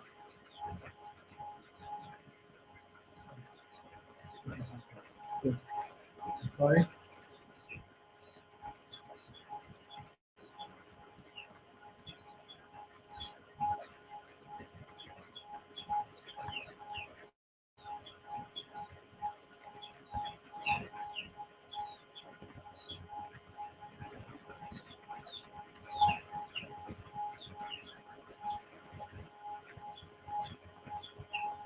Here, there's the Binance earnings. You just going to add funds to provide liquidity, take the funds to provide liquidity. Binance goes for miners, miners, and can convert and pay with crypto worldwide. Binance, crypto card, crypto loan, liquid swap.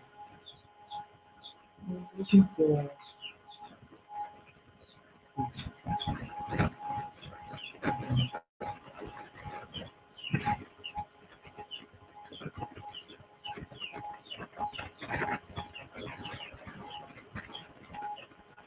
so on the launch part where you take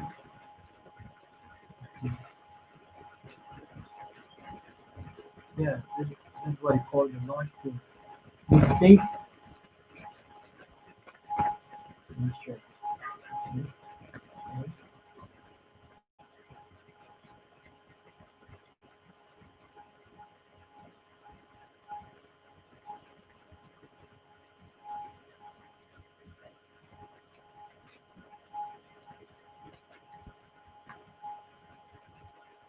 you can share this with me.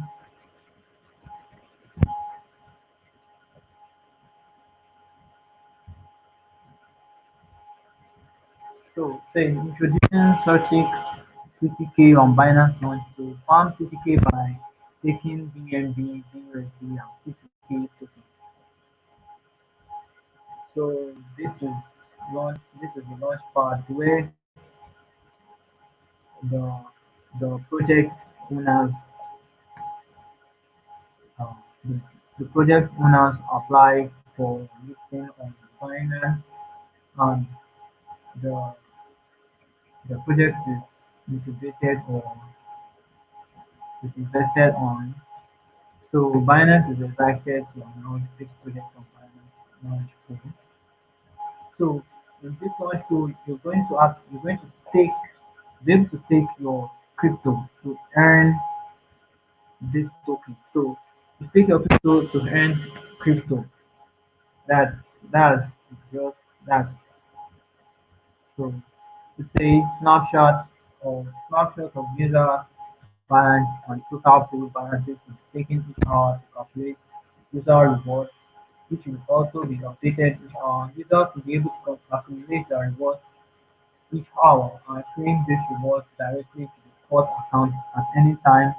Each pool's annual percentage yield and total pool balance will be updated in real time. Tokens can only be staked in one pool at a time. For example, user A cannot stake the same BNB in two different pools at the same time, but can allocate 50-50 equal to A and pool B. You'll be able to stake your funds at any time with no delay and participate in other available pools immediately. So if you see that there's a more there's a project with more potential than the other, you can just easily unstake and stake them. Tokens staked in each pool and also any unclaimed reward will be automatically transferred to each user's spot account at the end of each funding period. So this is decentralized finance. This is decentralized finance. Well, this is finance within the centralized finance ecosystem. So they call it DeFi by CBDC. BNB stake in Montreux will still provide users with standard benefits for holding BNB, such as airdrops, launchpad eligibility, and VIP benefits. So trying to show you, okay, trying to show you, okay, they made a research about it, so you can just check the report of the research. Why would I take this?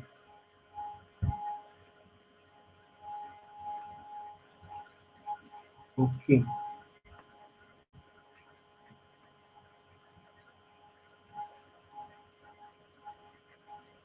okay, due to 7 days, 5 hours, 4 minutes, 20 seconds before the timing ends. So I take 0.1225 BNB and earning 0.0035 CPK. So if I want to claim my reward, I'll claim it instantly.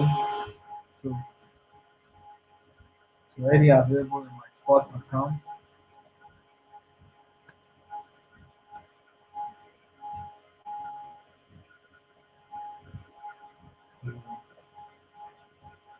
So we spent a lot of time.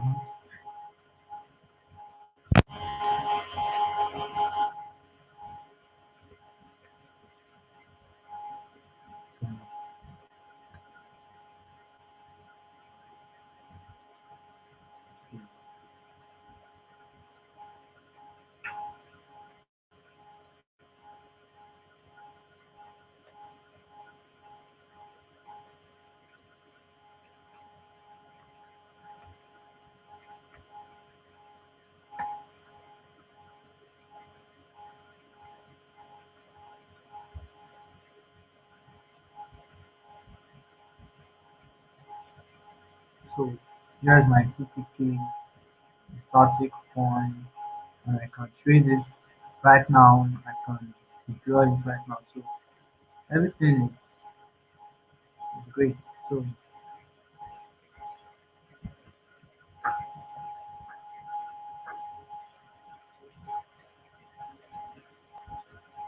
I explained how you can earn passive crypto.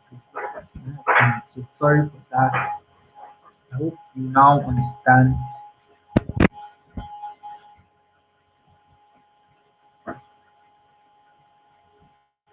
So what you'll be doing for me now is, this what I want you to do for me is to tweet. Sorry.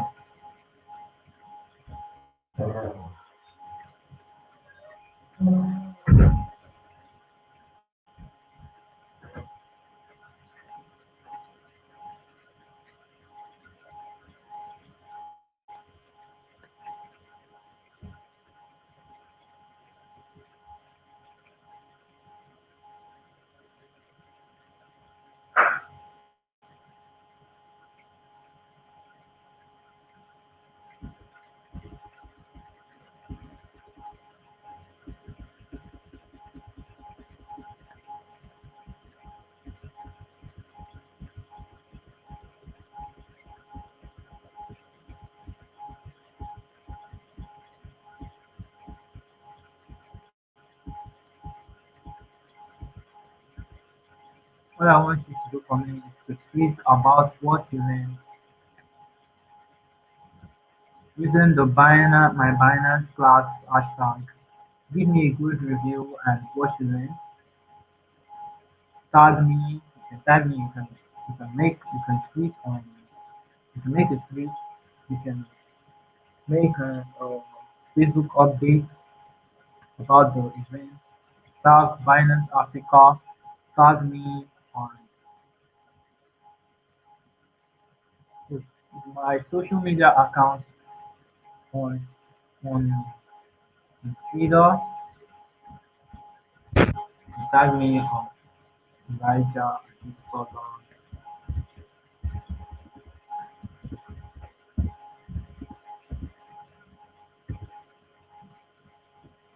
On my social media, you can tag me as Elijah Adesola. On okay, what you have to do to make it easy is just search for Elijah Adesola on Google. My social media account will appear as the search results. Thank you all.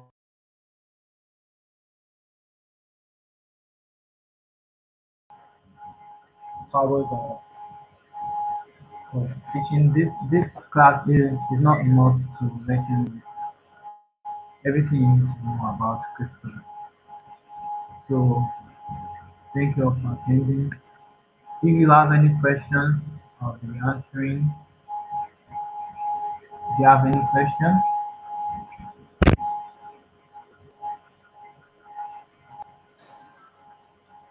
Uh-huh. What do you want me to talk about? if you have any questions, No, you have answered the question I wanted to ask. can you ask the question again? Maybe I can give more information. Okay. Basically, what you were saying was you said you show us ways to earn from cryptocurrency through Binance, even without knowing how to read the charts and all. Then when I asked that question, you answered by showing about saving, how you can earn through saving and staking. Those are the two things you showed. So I don't know, maybe you have other things you want to add to it. In the when I was talking about decentralized finance, Mm-hmm. let me go back. You can lend and borrow with when you borrow with decentralized finance, you can earn interest by putting your crypto as collateral. Like you heard about YFI now. You heard about YFI. Yes. Okay. So what they do there is they take their crypto and the Mm. all the crypto that I take there will be lended. So the the whole all the crypto will be lended and to another decentralized finance platform. So the interest they get Okay. there back and pay. So whenever you want to withdraw your crypto, you can withdraw it anytime. And you earn YFI by staking, by lending or borrowing. So that's how YFI works. And the YFI token can also be used for governance to make changes in the YFI ecosystem. Do you understand? If they're Yes. about to make, if they want to make a change, they don't just make it without everybody knowing. So it's just like the consensus I was talking about. Everybody with YFI are going to vote with their Okay. YFI. They're going to vote on the changes that will happen. Like I think I was Okay. sharing this. I think I don't know. I don't know if you guys are going to show me on the live. So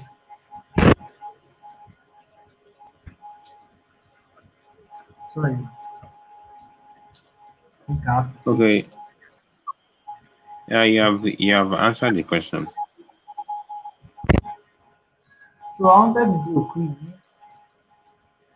Quiz. Yes, I wanted to do a quiz. So Okay. if there are other people, if you're watching, you can answer the quiz questions. I was doing Google form, but that didn't come out well. The network is slow. So I'll just be asking it in my voice. So there's no little. Okay. You can answer the quiz in the chat box. Who created Bitcoin? Who's the creator of Bitcoin? You can answer it in that function. The first person, Okay. I'll ask five questions. So who created Bitcoin?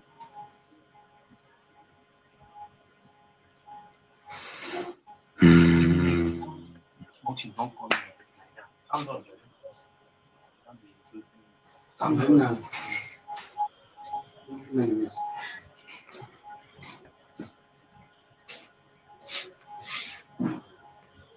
Who answered it? The network is So slow. Satoshi, okay, Dolo has first answer. Satoshi Okay. Nakamoto. The correct spelling is Mark. Okay, you got you have the correct answer, but you have the Okay. wrong spelling. Correct spelling is Nakamoto. Naka. Well, Is it M-O?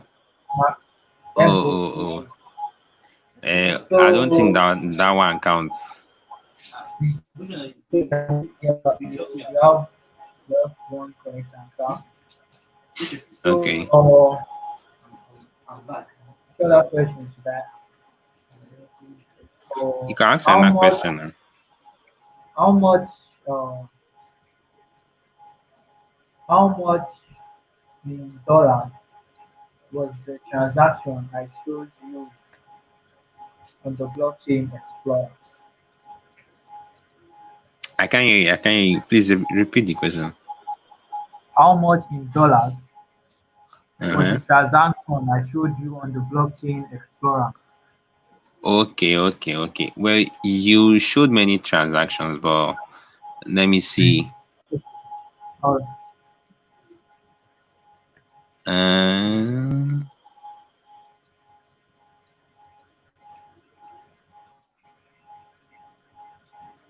oh yeah, nah. it was one. Okay, you're close. 1.28 billion USD. Okay, you have the first correct answer. Mm-hmm. What year was Bitcoin created? What year was? What year was Bitcoin created? Okay. Are you asking for the year the white paper was released or the year it was created? The year, okay. So that's another question. What year was the Bitcoin, the software? What year was it published? Okay, sorry. Okay, sorry about that. Let me change the question. What year Okay. was the Bitcoin white paper published? Okay. I don't know if I'll get this one, but at least it's close. Uh, yeah, yeah, close. It was not 2007. It was 2008. But this doesn't Okay. this don't count as this don't count as a typographical error this time. Okay. Oh, I've asked three questions now. Let me check. Let me check.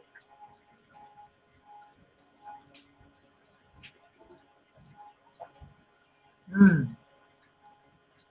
Yeah, I got one question right now. Okay. Um, this will be tough. Okay. I have to sit and check. Okay, how many percent does the remittance take from each transaction? The traditional remittance, that's the Western Union, and how many percent do they charge per transaction? Should I write it in dollars?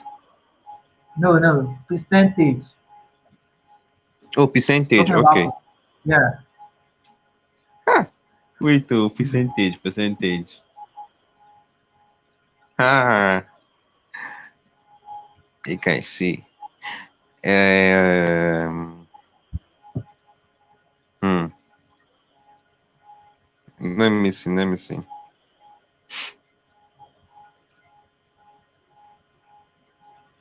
Okay, I'm coming. you're free to check Google. You're free to check Google. So far, you have the first correct answer.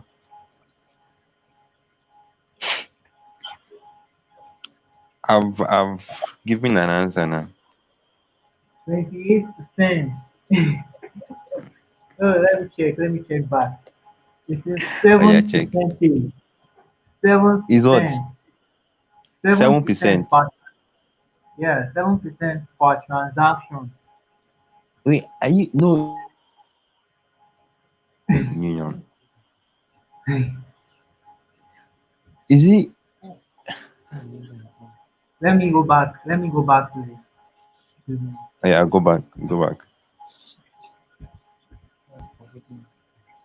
Look at it. 7%. I'm coming. Can you see? Okay, I can see it now. I can see it. I can see it. So I think I didn't want to answer this question. So I'll just ask 5 questions.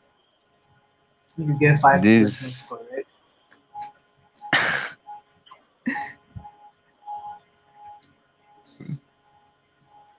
Okay, continue. oh, this is tough. Uh, I want to ask, I want to ask a very tough question. Hmm. Okay, this one is very, very easy. What was the first cryptocurrency? Hmm? What is the first? What is the or what was the first cryptocurrency? Like, are you asking what was the first cryptocurrency created? The first, The first. the Okay. first. Hey, Okay, I'm coming. how many people?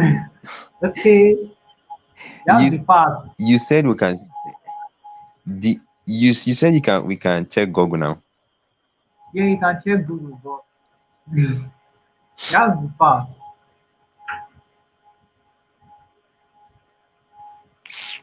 This one does not even need Google itself.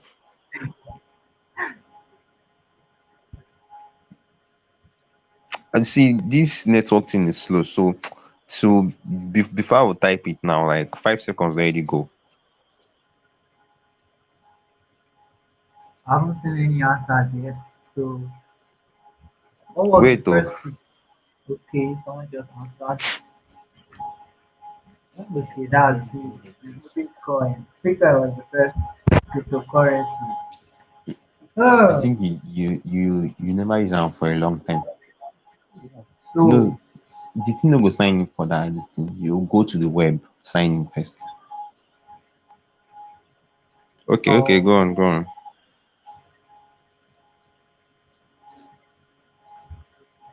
which other questions did I have? There's so many Hmm. questions, but this is going to be very tough. Okay. This question is very, very tough. So Mm. sharp on your Google seatbelt. Sharp on your Google seatbelt. Oh I'm yeah, talking now. about the problem, uh, the 25-year-old problem that Satoshi Nakamoto solved. Mm. Something general problem. So Okay. if you can type the name of the problem, something general problem. So you you type the something. See,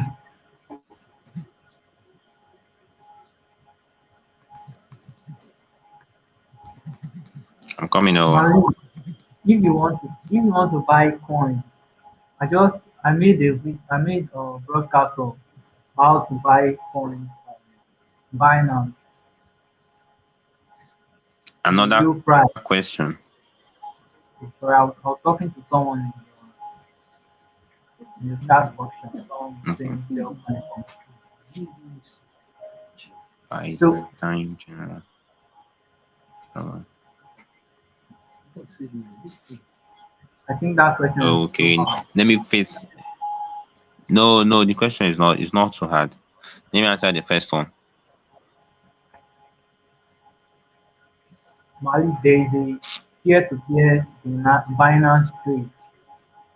You can trade with someone in your community and pay cash to buy any crypto. So if you check the Binance website, there's a peer-to-peer trade.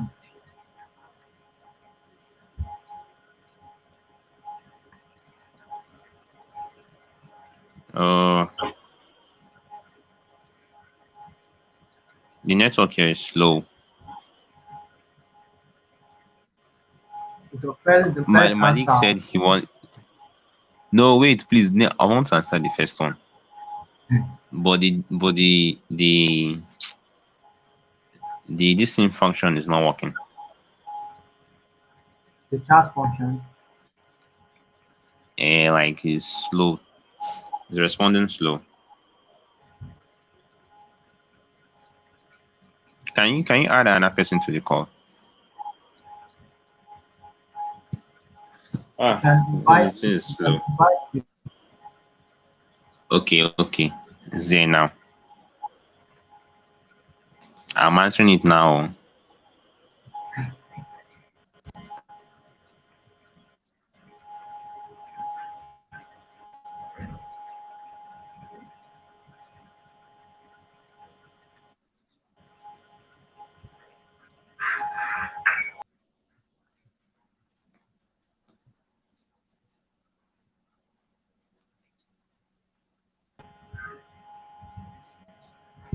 It's realizing they take less for your side. The deriv.com they did the one. I've answered the question, guy. Oh, sorry. Byzantine general problem. You're correct. Eh. Okay, you're on it right now.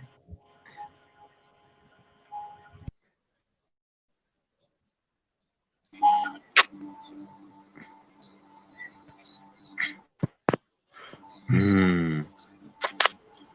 So, Malik, Hello. Malik, I'll get This Malik, what happened to your iPhone 11? Now I carry water.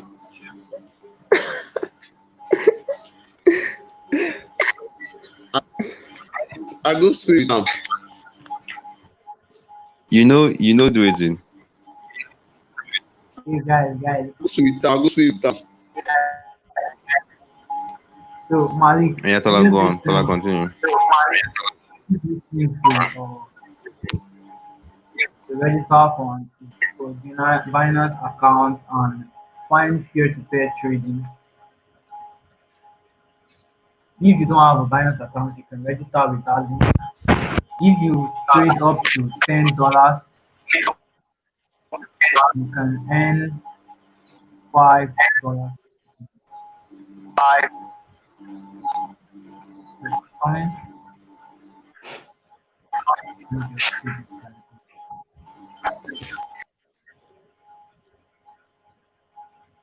Is that all? So, last question. I think I already asked 5 questions. Yeah. So the last question I'll be asking is, hey,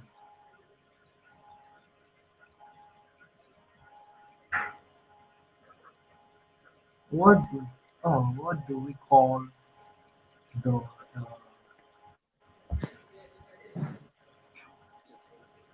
What do we call it? I talked about the the minus the minus reward being flashed every 4 years.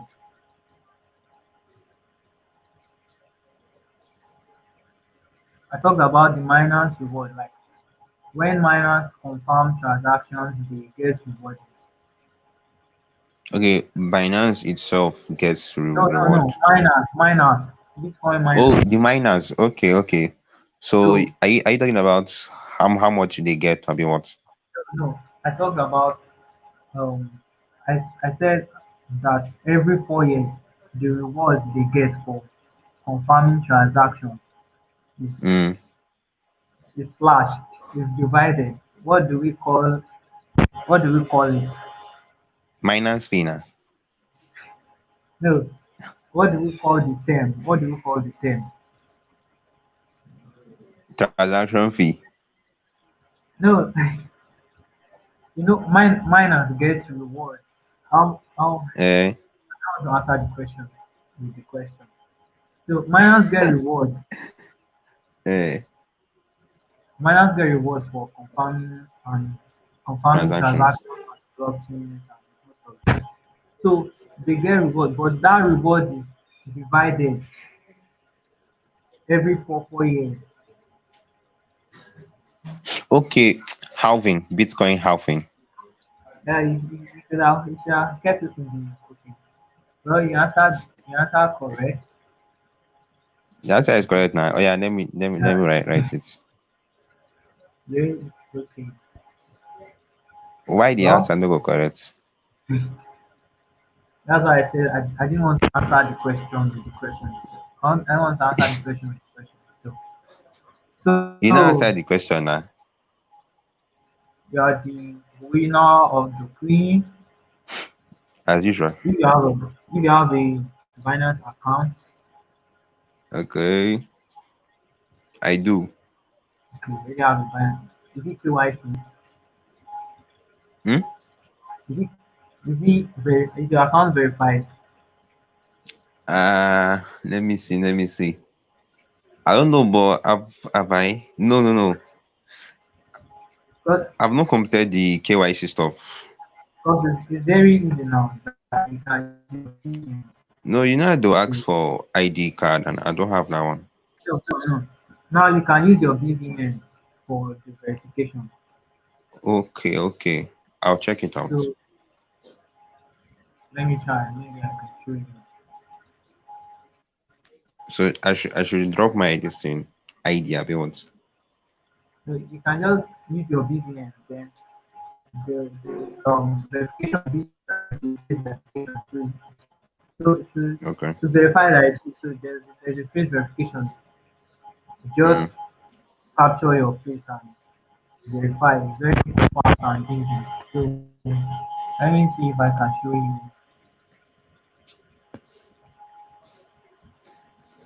okay, I'm waiting now.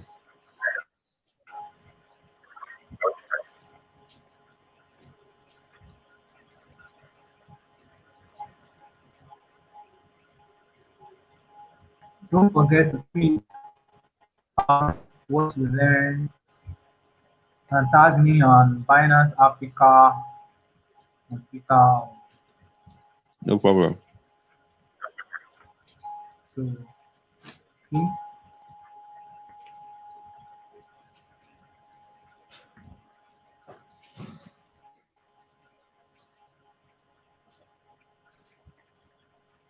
I'm already KYC. Okay. So it's just here. I use I use the BVN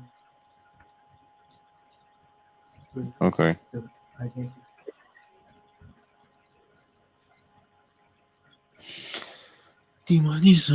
Yeah. KYC right now. The So so you you just are done, right? identity and and verify as personal details. So that will ask you Okay. No problem. yeah, we're done with the webinar. Thank you for attending the Bitcoin revolution. Uh-huh. Like I said, if you want to share your crypto knowledge with people in your community, you can Mm. apply to become a tutor. I think the link is still in. You put the link to apply to become a tutor. Like you almost spend 2 hours, more than 2 hours. You can apply to become a tutor. Can you see the link? Can I? Can you see the link? Okay. Okay. Let me check. Let me check. I've seen it. I've seen the link. So you can apply and they'll be able to pay you up to 500,000, 200,000 per event if you need to stand out. So thank you for attending Binance, the Bitcoin Revolution, my Binance class. Happy Halloween. I am No. uh, um sorry, anonymous. Anonymous for Halloween. So we have Halloween night and stuff.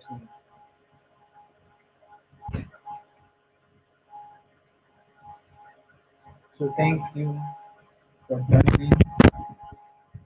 I'll be ending it right now.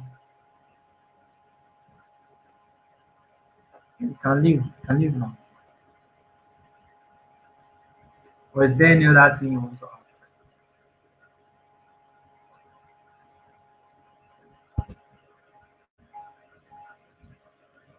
Is there any other thing you want to ask?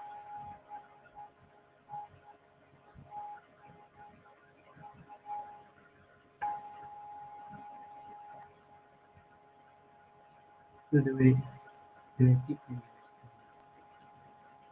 You have already had too many people that carry their families. You don't know your account is on. You wanted to charge this for 9%.